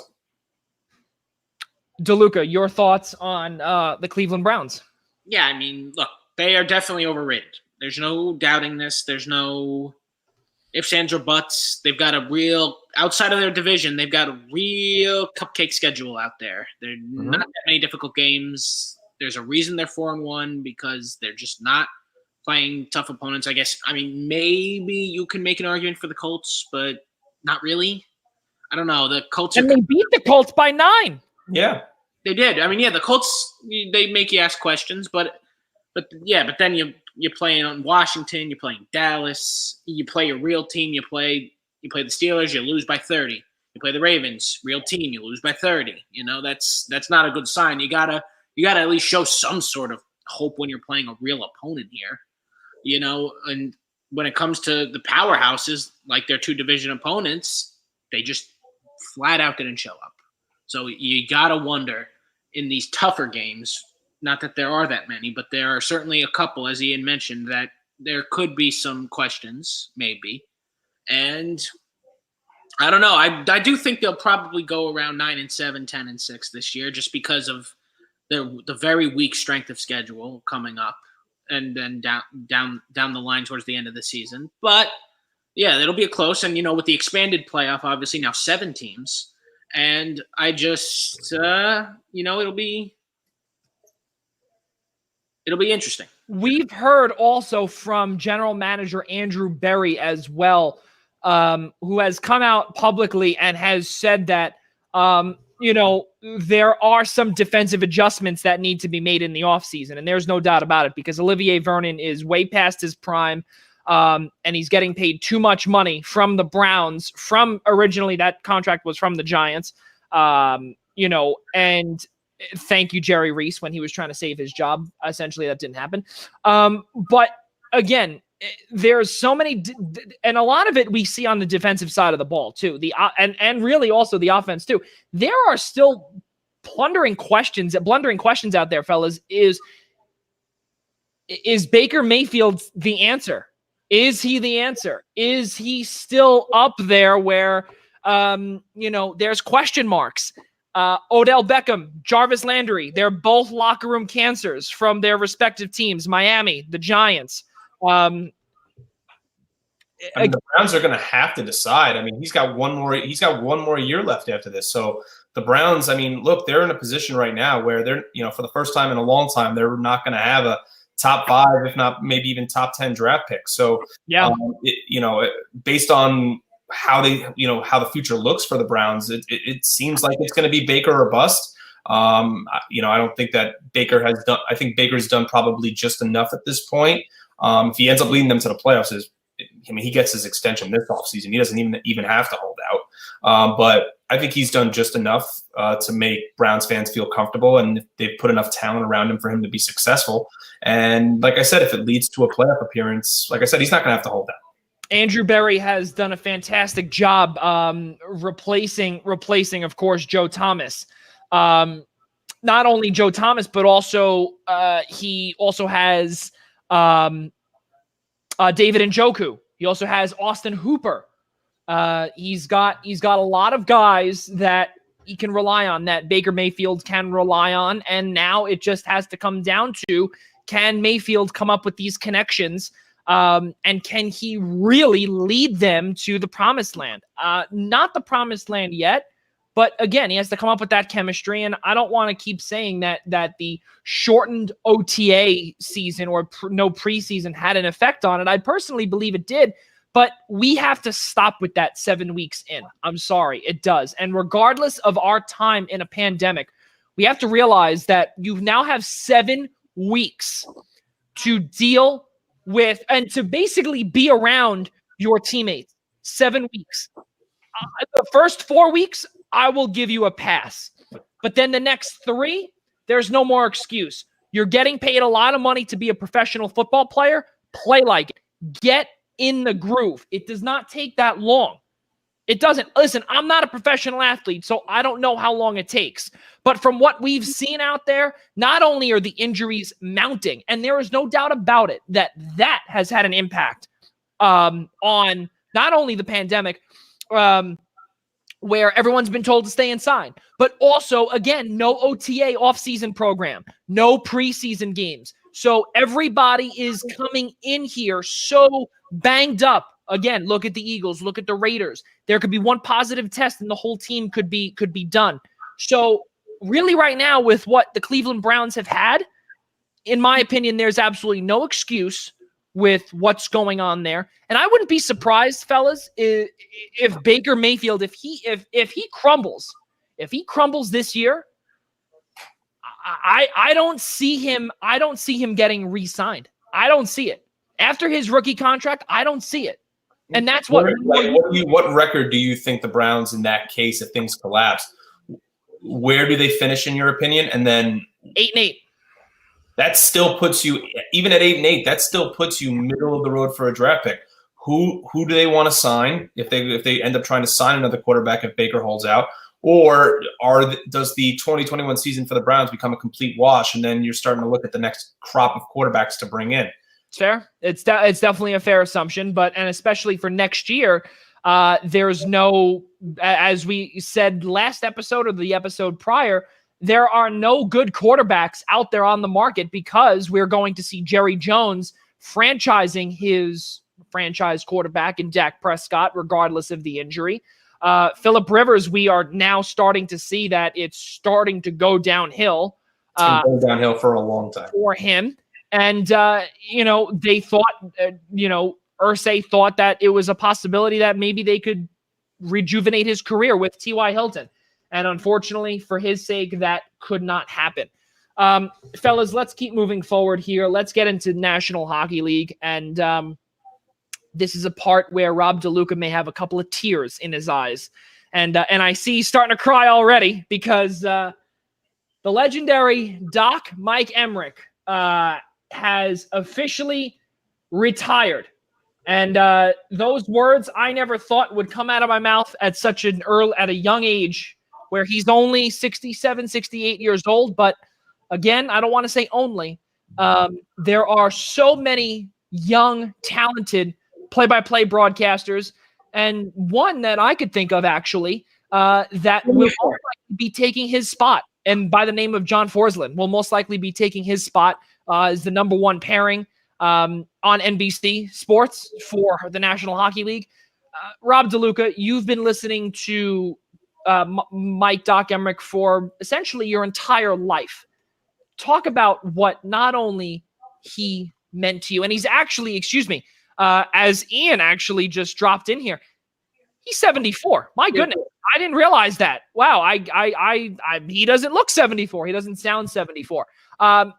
DeLuca, your thoughts on you being a Devils fan and with Doc Emrick being the Devils' voice for 21 years. Yeah, I mean, look, to say I've been blessed as a Devils fan throughout my childhood is an understatement for many reasons. The product on the ice. You'd go into East Rutherford, New Jersey, Continental Airlines Arena. You know, the place was a dump, but it was our home. But you could go in there knowing you're more than likely coming out of there with a Devils victory in the back pocket. And it was just a wonderful thing. And if you're not going to the game, you're on TV watching on Fox FSNY way back when it was FSNY or MSG, later MSG Plus, with Doc Emrick calling the game with Chico Resch. And, you know, you never quite get such a great call from someone who obviously belonged on the national stage, was on the national stage while balancing the Devils at the same time for a couple of years there until he went exclusively to NBC. That obviously broke a lot of Devils fans' hearts. Steve Cangelosi has been fantastic, by the way. There's no discrediting him. Phenomenal job. He's done well with Kenny Danico. Yeah. But, yeah, just what Doc Emrick has meant to my life personally is so much. I mean, he is the reason I am here. Why I'm in this field, why I'm looking to be a broadcaster. And to know that he is leaving this game, I mean, look, it's good he left on his own terms, but the fact that he essentially is leaving in fans' minds the wrong way. This is not how Doc Emrick's last Stanley Cup final game should have been called. He should not have been calling it from his house in Michigan. He should have been calling it at the stadium with 20,000 screaming fans in Tampa Bay or in Dallas. Yes. And it's a damn shame. Yeah, it's a damn shame we have to see him go the way we did in a virtual setting. One can only hope somehow, hang on to a prayer that he is going to do one more. He'll sign like a 1-game contract with NBC, one more game, call it. You know, I'm sure the Devils, even though they've honored him time in and time out, I guarantee you'll see one more time, either with that little ring of honor in the Prudential Center that the Devils have, which I personally don't understand why it exists. They barely acknowledge its existence. But also, I wouldn't be surprised getting him a banner, put a microphone logo on it. His last name, Emrick, and the years he was the Devils broadcasters from 83 to 87, and then 91 up until 2010. I mean, or 93 until 2010, and it's just, I could see the Devils doing that one more time. Devils fans want it. Mike Doc Emrick belongs in the rafters at the Prudential Center with the other 5 legendary players that the New Jersey Devils have retired, because he himself is a Devils legend. He is a National Hockey League legend. There's a reason he's already in the Hockey Hall of Fame. And, oh my God, he is the greatest of all time in any sport. And I will take that to my grave. I will never back down from that. I will never change my mind. This news broke on Monday. I knew it would. I was down all day on it. It was just hard to believe that that man is no longer going to be calling Wednesday night hockey. He's no longer going to be calling the Stanley Cup Finals. And it's just, God bless him, and I wish him well in his retirement. And hopefully hopefully somehow he'll remain involved in the game. But for Johnny Forsland, I'm very excited. There's no doubt he's going to be the number one guy now. God bless him. John Forsland's going to do great. He's a great broadcaster. Carolina is – I'm going to be a little mean here and say Carolina is foolish for letting that happen the way it did. But you know what? NBC – better for NBC that way. He's going to do great things. He's going to be a phenomenal replacement. And Doc Emmerich, thank you. I don't have much more to add to than that. I mean, Rob put it perfectly and so eloquently too. Doc Emmerich is one of my all-time favorite announcers, and people will say when you watch Doc Emmerich broadcast a hockey game on whether it was when he did in his time with the Devils or when he had fully became just part of the NBC structure and doing the Stanley Cup Finals and the Winter Classic and so on and so forth, that on TV, usually you don't have to announce every single thing that's happening in the game. He just always found a way to keep up. And John Forsland does the same thing, but I want to focus on Doc here. He finds a way to keep up with all of the action. Every single player that touches that puck, he has there. He just knows what he's looking at. I understand why he went out the way he did. 74 years old. We're living in a time of great uneasiness. He's obviously of a much older age. There's more of a chance that he has that pre-existing condition now. If God forbid he ever contracted COVID-19, I understand him wanting to retire to his home in Michigan. I'm sure it's not going to be the last time we see him. He's just and the one thing that made him so great is that all of his emphatic calls, the novelty never wore off. I as a Ranger fan, all these years, because when the Rangers would play the Capitals in the playoffs, listen, I can't say that he didn't have a little bit of bias when Henrique scored the winner in 2012, but that's okay. But anytime the Rangers had a big series, I knew Emmerich was going to be on it, and that made me even more excited for the playoff series. I was at the Winter Classic at Citi Field. During my time working for New York Sports Day, I had the opportunity when covering a Ranger game that was a Wednesday night hockey game. I had the opportunity to actually meet Doc Emmerich once. And just as everybody says, he is one of the nicest human beings you will ever meet in your life. I wish I had more time to speak with him. I remember he was sitting there at the time. I believe Vigneault was the coach of the Rangers at the time, and he was sitting in there on the press conference and got to shake his hand. And just even so much as exchange, just a hello and nice to meet you, was just such a great moment for me. Because there's two. Listen, I love Gary Cohen, but there are two announcers I really relate to and I grew up with, and these are the two announcers I idolize. Mike Emmerich is one, and Joe Buck is the other. To me, there aren't two more announcers in all of sports that got me into sports the way I did and wanted me to work in sports more than Joe Buck and Doc Emmerich, and a phenomenal career. Forsland is the perfect replacement because he's got that perfect niche for hockey. He obviously his experience with the Hurricanes carries over, but it feels like, you're losing the great one. It feels like, when you talk about Doc Emmerich, you're kind of losing the Wayne Gretzky of the broadcast booth. But I understand that this was his time to go. I have a question for Rob, actually, because I know that when we one of these days, the thesaurus of Mike Emmerich and the way he describes the way a puck is passed is somehow going to find its way. And I'm going to buy that book just to find out the number of words that he used to describe it. Rob, do you have my favorite one is pitchfork. Do you have a favorite term that Doc had used in all these years of watching hockey games? Believe me, I've heard many over the years. It's really tough. I like to hear, he little finagled it up the boards. He's saucers it ahead. But of course, you never loved nothing more exciting than when a goal was scored, obviously, just the passion he threw into all of his goal calls, really, unless the game was a blowout. If the game was a blowout, then he would hold back a little bit because that's what a game at that situation would call for. But otherwise, energy always the same. But then, of course, you get a shot off the post and he puts energy into that. You hear the ping and he's like, hit the post with the shot. and just so much energy, so much.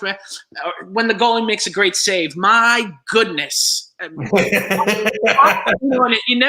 can you hate waffle boarded away? It's just, there's too many. I had to ask Rob, as a lifelong Devils fan, a lifelong hockey person, a hockey fan. Certainly, I was curious to get your thoughts on that, and kudos to you, because you said I couldn't have asked for a better answer to that. Yeah, it's beyond upsetting, but kudos to an amazing career for one of my idols as well. And one of the reasons, not the sole reason, but one of the reasons why I'm also in this field as well, is because years ago when, as for those that live in the New York tri-state area, we all have MSG Plus, or at the time, as Rob DeLuca said, Fox Sports Network, or FSN. And that's where we would hear Howie Rose. We would hear Sam Rosen. We would also hear, Sam Rosen on MSG, but on FSN, we would hear Howie Rose. We would hear Doc Emmerich. And that would be what I grew up with. And, obviously with my father being a Rangers fan, I'd have to, have my ears bleed with Sam Rosen. But, all joking aside, though, being able to hear Doc and the vocabulary that he would just, I can't even figure out a good word to really describe it. Just the vocabulary that he used and that he came up with. And I don't know how he did it. I don't know how he did it either. And the craziest part, fellas, is that brain of his is still working at a very, very, very high level. Because at 74, calling a National Hockey League game, a Stanley Cup final game, and let's not forget, I think we can all agree on this as well. When Doc had to be in isolation, obviously, with everything going on. He was not in the bubble in Edmonton or in Toronto, and he was, as Rob DeLuca said earlier, at his home in St. Clair, Michigan. With that being said, we did see some hiccups from Doc. We did. There's no doubt in my mind that we saw hiccups from Doc because... And at the same time, you can partially blame the NBC for that because it's very difficult to get a full raw feed. Right. That's not in a control booth or in right there at the arena, It's very difficult to transmit that into a home. No, right, exactly. And not only that, too, a home that's nearly, 1,000 miles southeast from Edmonton. So, it's very difficult. And especially the same thing goes with Tampa, in Toronto as well. Obviously much closer to Toronto, but again, that raw feed, as Rob DeLuca said, where Rob, DeLuca, you work in production. So you know exactly how it works. So, excuse me, the problem is getting that raw feed there. And we saw the hiccups from Doc and, there were times where we heard from people, there were critics out there that said, is it time for Doc to go? And I was so appalled by reading some of them at the game in a real time. I guarantee you there are no hiccups there. Right. Well, not only that, but also the way my response would have been is that if you are the one that's saying this stuff, you should go and call a game. Yeah, that too. You from go the basement or from his home office. Okay. Doc Emmerich was the 2008 Foster Hewitt Memorial Award winner for outstanding contributions to hockey broadcasting and the community. That was awarded in 2008. Excuse me. He was also one of 3 winners of the Lester Patrick Trophy, presented annually by the NHL for outstanding service in the United States. In 2009, also, Doc was honored for winning the Hewitt Award by the Devils on Doc Emmerich night before a game at the Rock, January 30th, 2009.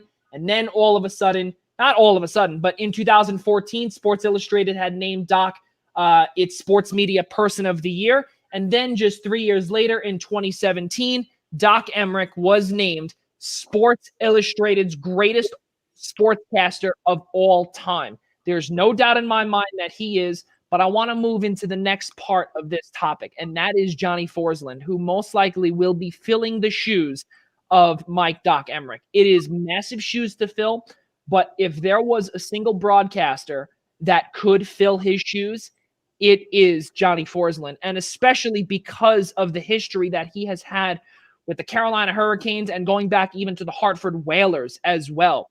He's been a part of that franchise for nearly 25, almost 30 years. Okay, he knows Hartford, he knows Carolina inside and out, and now he is slowly shifting onto the national level. And as Rob DeLuca said earlier, it is so foolish for Tom Dundon to not bring back Johnny Forsland, especially when everyone loves him in the community. Every player loves him. How about Trip Tracy? He has perfect chemistry with him. Mike Maniscalco, who was the host of Fox Sports Carolinas, will be, and also the backup for Johnny Forsland when Johnny was on NBC, and that coincided with any Hurricanes games. He will now be moving into the main play-by-play spot. And a lot of it had to do with money, of course, because Johnny thought that he was good with it. Again, all through reports, alleged stuff. And the Dundons didn't want to pay for him. And because he's gotten pretty big, and now NBC will be getting a treasure in Forsland to be able to take to fill the shoes of a legendary, and as Sports Illustrated said, the greatest sportscaster of all time. Humongous shoes to fill. Ian, your thoughts on Johnny now filling in that spot, and also not only that, but I want to look at, for the three of us here, we all have a good media background. You look at guys like Alex Faust, Brendan Burke, Kenny Albert for one, where there were some talks where he could be the guy and not John Forsland to be able to replace him in terms of the number one broadcasting gig. I don't see that happening because Kenny Albert is all over the place. All over the place. Kenny Albert has stuff going on with NFL on Fox. He MSG. Well, he mainly does more ESPN radio. Yeah. He's actually even been asked to do a lot of postseason games because we know Joe Buck only does the LCS and the World Series. So usually the divisional series, and if the wild card round sticks around, Kenny Albert usually has to do that. He's juggling too many responsibilities, whereas John Forsland is just strictly hockey. Yeah. The transition, in my opinion, is going to be completely seamless. I mean, not many people have the aura and the presence that Mike Doc Emmerich has, and we will say did. But John Forsland is going to be the perfect complement, the perfect person to sit in that seat. He carries himself with the headset with such distinction. He carries it with such excitement. And I mean, if Mike Doc Emmerich is my favorite NHL, I mean, besides Sam Rosen, in terms of NBC guys, I mean, if Emmerich's my number one, I mean, Forsland's always been my number two. And he's always gotten if Doc has always gotten the best series, Forsland's always gotten the second best series. So it's, with the second best ratings. So this is an easy decision for NBC. I mean, obviously we know Carolina's losing a great guy and a great broadcaster, but what's Carolina's loss is NBC's gain. So there's no doubt about it. Yeah. Congratulations to him, because he certainly deserves it. Yeah, there's no doubt about it. And now he's going to be on the number one team with Brian Boucher and also Check as well. So that'll be some really good hockey next year. And 2020 just continues to bring the tough losses, to bring the weird happenings all across the world of sports, all across the world of just the world period. There's so many crazy things going on, and Doc Emmerich, just him retiring. I don't want to say suddenly, but pretty much suddenly. No one really saw it coming. Land another blow to this wacky year that still has another 2 months remaining. not only wacky year, fellas, but we speak about COVID-19, and I want to finish this show with something that has to do with Ian and myself and comes with personally. This is a problem when it comes to collegiate sports, guys. There have been 2 positives out of 45 total tests for Marquette basketball. We want to say this, or I want to say this. Big East Media Day is on Wednesday, 9 a.m. We will be bringing you all the coverage next week on our show as well, but we'll also be coming out with articles left and right. We'll also be coming out with small podcasts here and there, trying to get some players and coaches on. No guarantees, but we're going to be doing the best we can to bring you Big East basketball at its finest in a weird year in 2020, and also the addition or the return home for UConn. So back to Marquette, as we were bringing up here. There were 45 tests that were taken for men's and women's basketball, and there were 2 positives on that whole staff. Now, both staff and players, mind you. There, according to the NCAA protocol, there is a 14-day pause for both programs. In my opinion, and DeLuca, I want to start with you because Ian and I work in this field. I want to hear the fan perspective of this before we get to the guys that work in this, including myself. Do you have a feasible season when you have a 14-day pause for a whole program, when in a 14-day span, some teams usually play 3 or 4 games?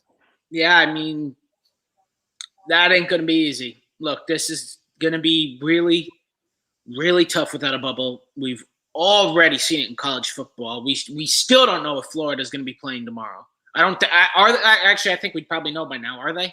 I have not checked, actually. I don't think so. I don't know if they are or not. I don't know. I mean, yeah, I could check that when you guys get into talking. But, I mean, I doubt it's looking good. But, yeah, this shows that this is a problem. Like, look, we're not out of this, which, look, it sucks. No one hates it more than me, probably. Like, this has been awful this whole year. Nothing. And I don't mean for little personal gains. Everyone finds their little personal gains. I mean, just as a whole, there's not a single positive you can pull from this year. Not a chance. And honestly, with a 2-week pause mandated, not that it's a bad idea. It's really not. It's a smart way to kind of do things. I mean, obviously you should test everyone. And then if everything comes back, 3 negatives, and before the 2 weeks ends, the rest should go. But it's really, really tough. I mean, I don't know how it's going to be pulled off. I mean, if there is a pause, that is, you never know. Maybe we'll get lucky. But just the thought of it doesn't seem too feasible. But I mean, you guys would know it better. You guys are in the field. You guys get the insider info. You guys know it better than I would. I'm just a very loyal fan. I love the game, and I obviously want to see it played, but I also want it done safely. So, what do you guys think? Ian, go with you first.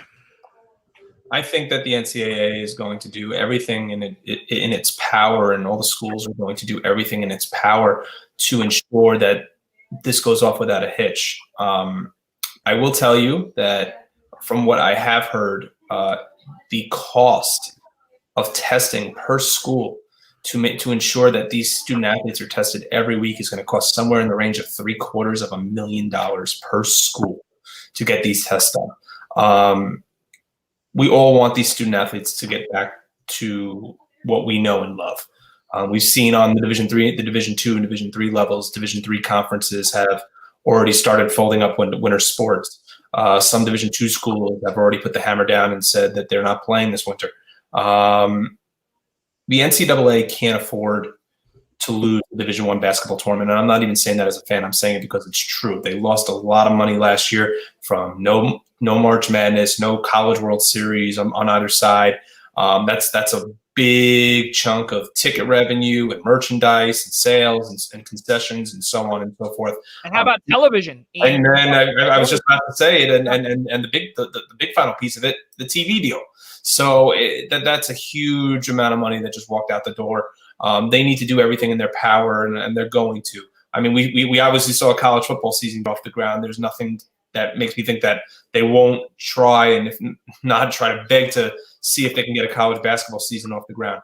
Look, the season's starting in almost a month. It's October 23rd today, right? So 2 days from today, we are exactly 1 month until tip-off on the college basketball season, at least for Division I. But the problem is we have not seen a full schedule from any conference announced yet.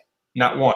We've seen a couple of crossover games. We've heard of some CTE tournaments. We've heard that Mohegan Sun is going to have a bubble, I think, with Florida and Virginia involved, with a couple of smaller schools. I think St. Pete's is in there as well.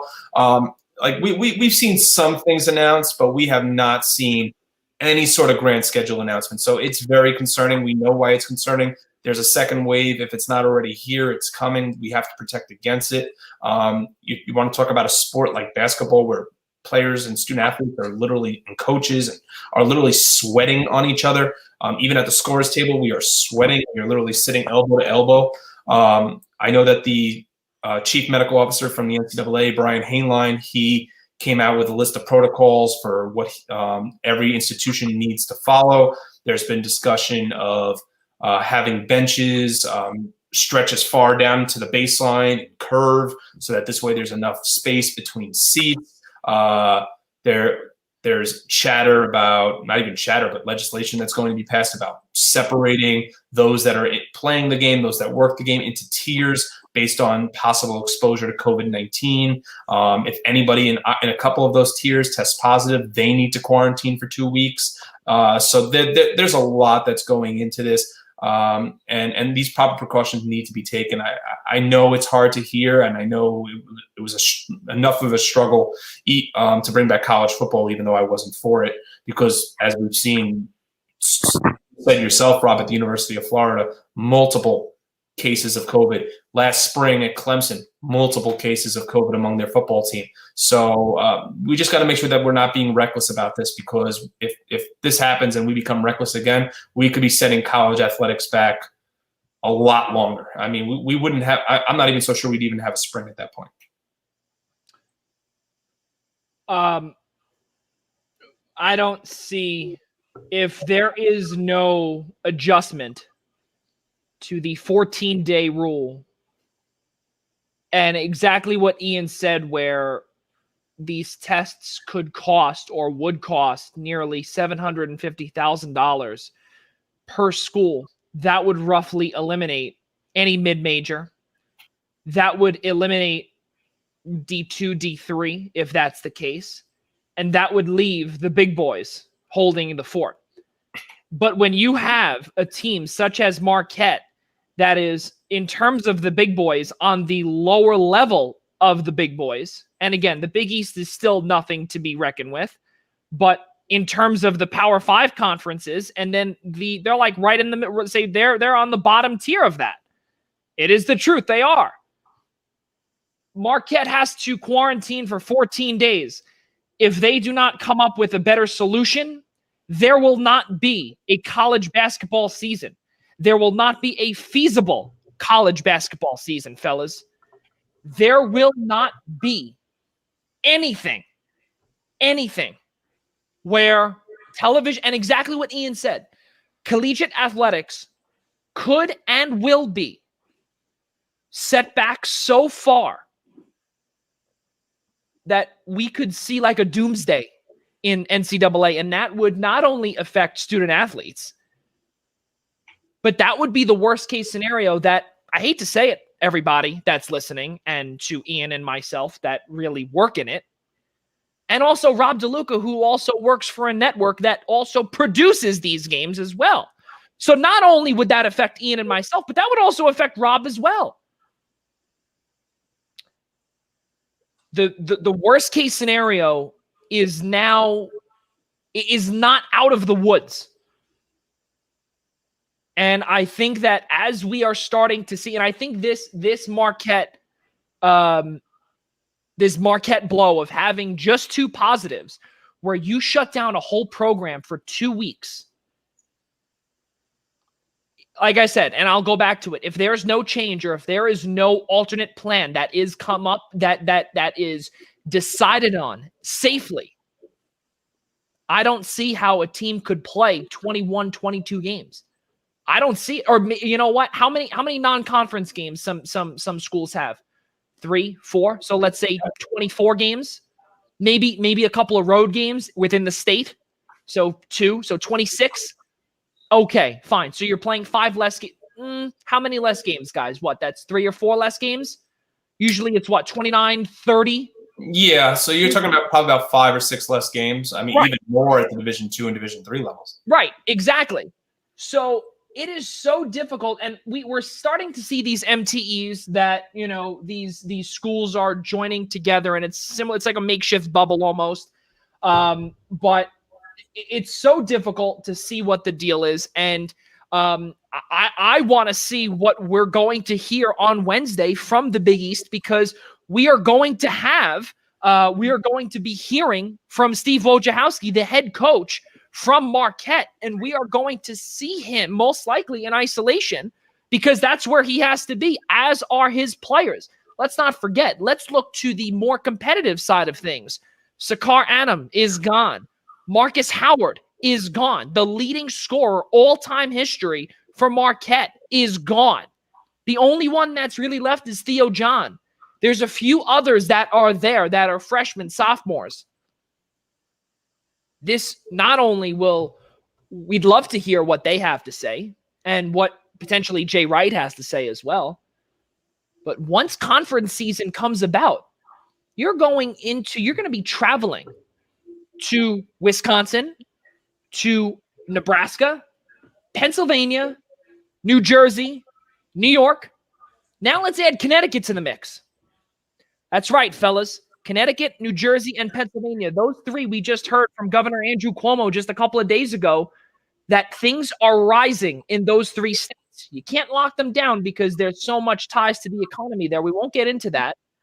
But I personally believe that will have also a major impact on how games can be played, where they're going to be played, and also some non-conference schedules as well will take a toll on that as well.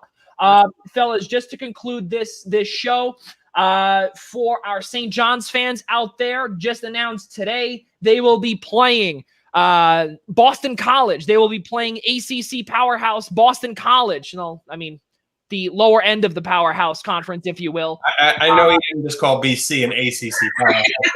Exactly. I was going to say, wait, hold on. Yeah. Boston College, November 30th at Mohegan Sun.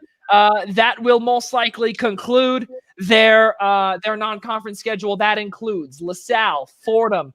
Bryant is off their schedule. Bryant actually will be playing Syracuse, I believe sometime in November. Carrier Dome. So that's going to be some good stuff. And next week, fellas, we'll be having some guests on for college basketball. So it's going to be tons of fun. And for all of those that are watching now, we can't thank you enough for joining us here. And Ian and Rob, really, again, can't thank you enough for being here and being a part of this. And any final thoughts before we head off for the night? No, not really. I just I'm still kind of thinking back to everything we discussed about Doc Emmerich, and it's been another. I mean, every day it's a wait and see approach, guys, and we just all have to be safe. And if we're safe and we do the right thing, hopefully we'll have less cases, and hopefully we'll get rid of this pandemic forever. Yeah, there's no doubt about it. DeLuca. Yep. Stay safe out there. Stay healthy. You know, we're in this together. We got to come together. No more division. Let's go. For all of those that are watching right now, just a couple of business notes here. Coming up on actually tomorrow morning, starting at 11 a.m., we will be continuing our cross promotion segment, the Scouts Minute, from the New York Professional Scouts Association Baseball is still on, still here. And also something, guys, that we did not mention, I want to say, today marked 54 days consecutively without a positive COVID test. So kudos to Major League Baseball and finally figuring it out, where they have a bubble along with 16,000 fans in Texas. So really, that's another big thing. If the cases stay off the fans, if there's no cases in the stands, we'll see. We'll definitely great sign for the rest of the show. Let's not jinx it, fellas. Yep, exactly. So let's get back to this here. So again, our continuous cross promotion with the Scouts Association, my good friend, and will be 1 more week from actually tomorrow, former New York Yankees, or almost former New York Yankees area scout and scouting supervisor, Caesar Prescott. For those that do not know, he is the one that went to Grant Street High School in Brooklyn and found the legendary, or was at one point, Dylan Betances. So really, really good stuff there. He will be retiring, and we will be honoring his legendary career tomorrow morning starting at 11 a.m., right here on the Eastern Observer and the New York Professional Scouts Association channel. Also, next Tuesday, fellas, will be our good friends on Tuesday nights, Al Carl, Ryan Joy from Minutes to Bell Time, Gary Miheffi, John Smith, and John Diaconti will be hosting episode number 25 of the Essential Wrestling Podcast, presented to you by ProWrestlingPick'em.com. That comes your way right here on the I-95 Sports Network, on Zingo Channel 198, and on the Eastern Observer moving forward. So it's going to be tons of fun. A great slate of shows coming up on the Eastern Observer. We will be back next Friday night. And one final thing, Ian, a good time last night. And you're actually going to be the co-host of the interview series. So it should be tons of fun when we get all of our guests together and we knock this thing out of the ballpark. I can't wait. Like I said last night, we're still in the process of lining up our first guest. Hopefully we'll have some sort of confirmation this weekend, and we'll be able to start promoting next week. Going to be tons of fun, everybody. But for those, again, that have been watching, we cannot thank you enough. Once again, for Ian Schraier, Rob DeLuca, and for all of us at the Blackjack Media Group, I'm Joey Jarzynka. We'll see you next time.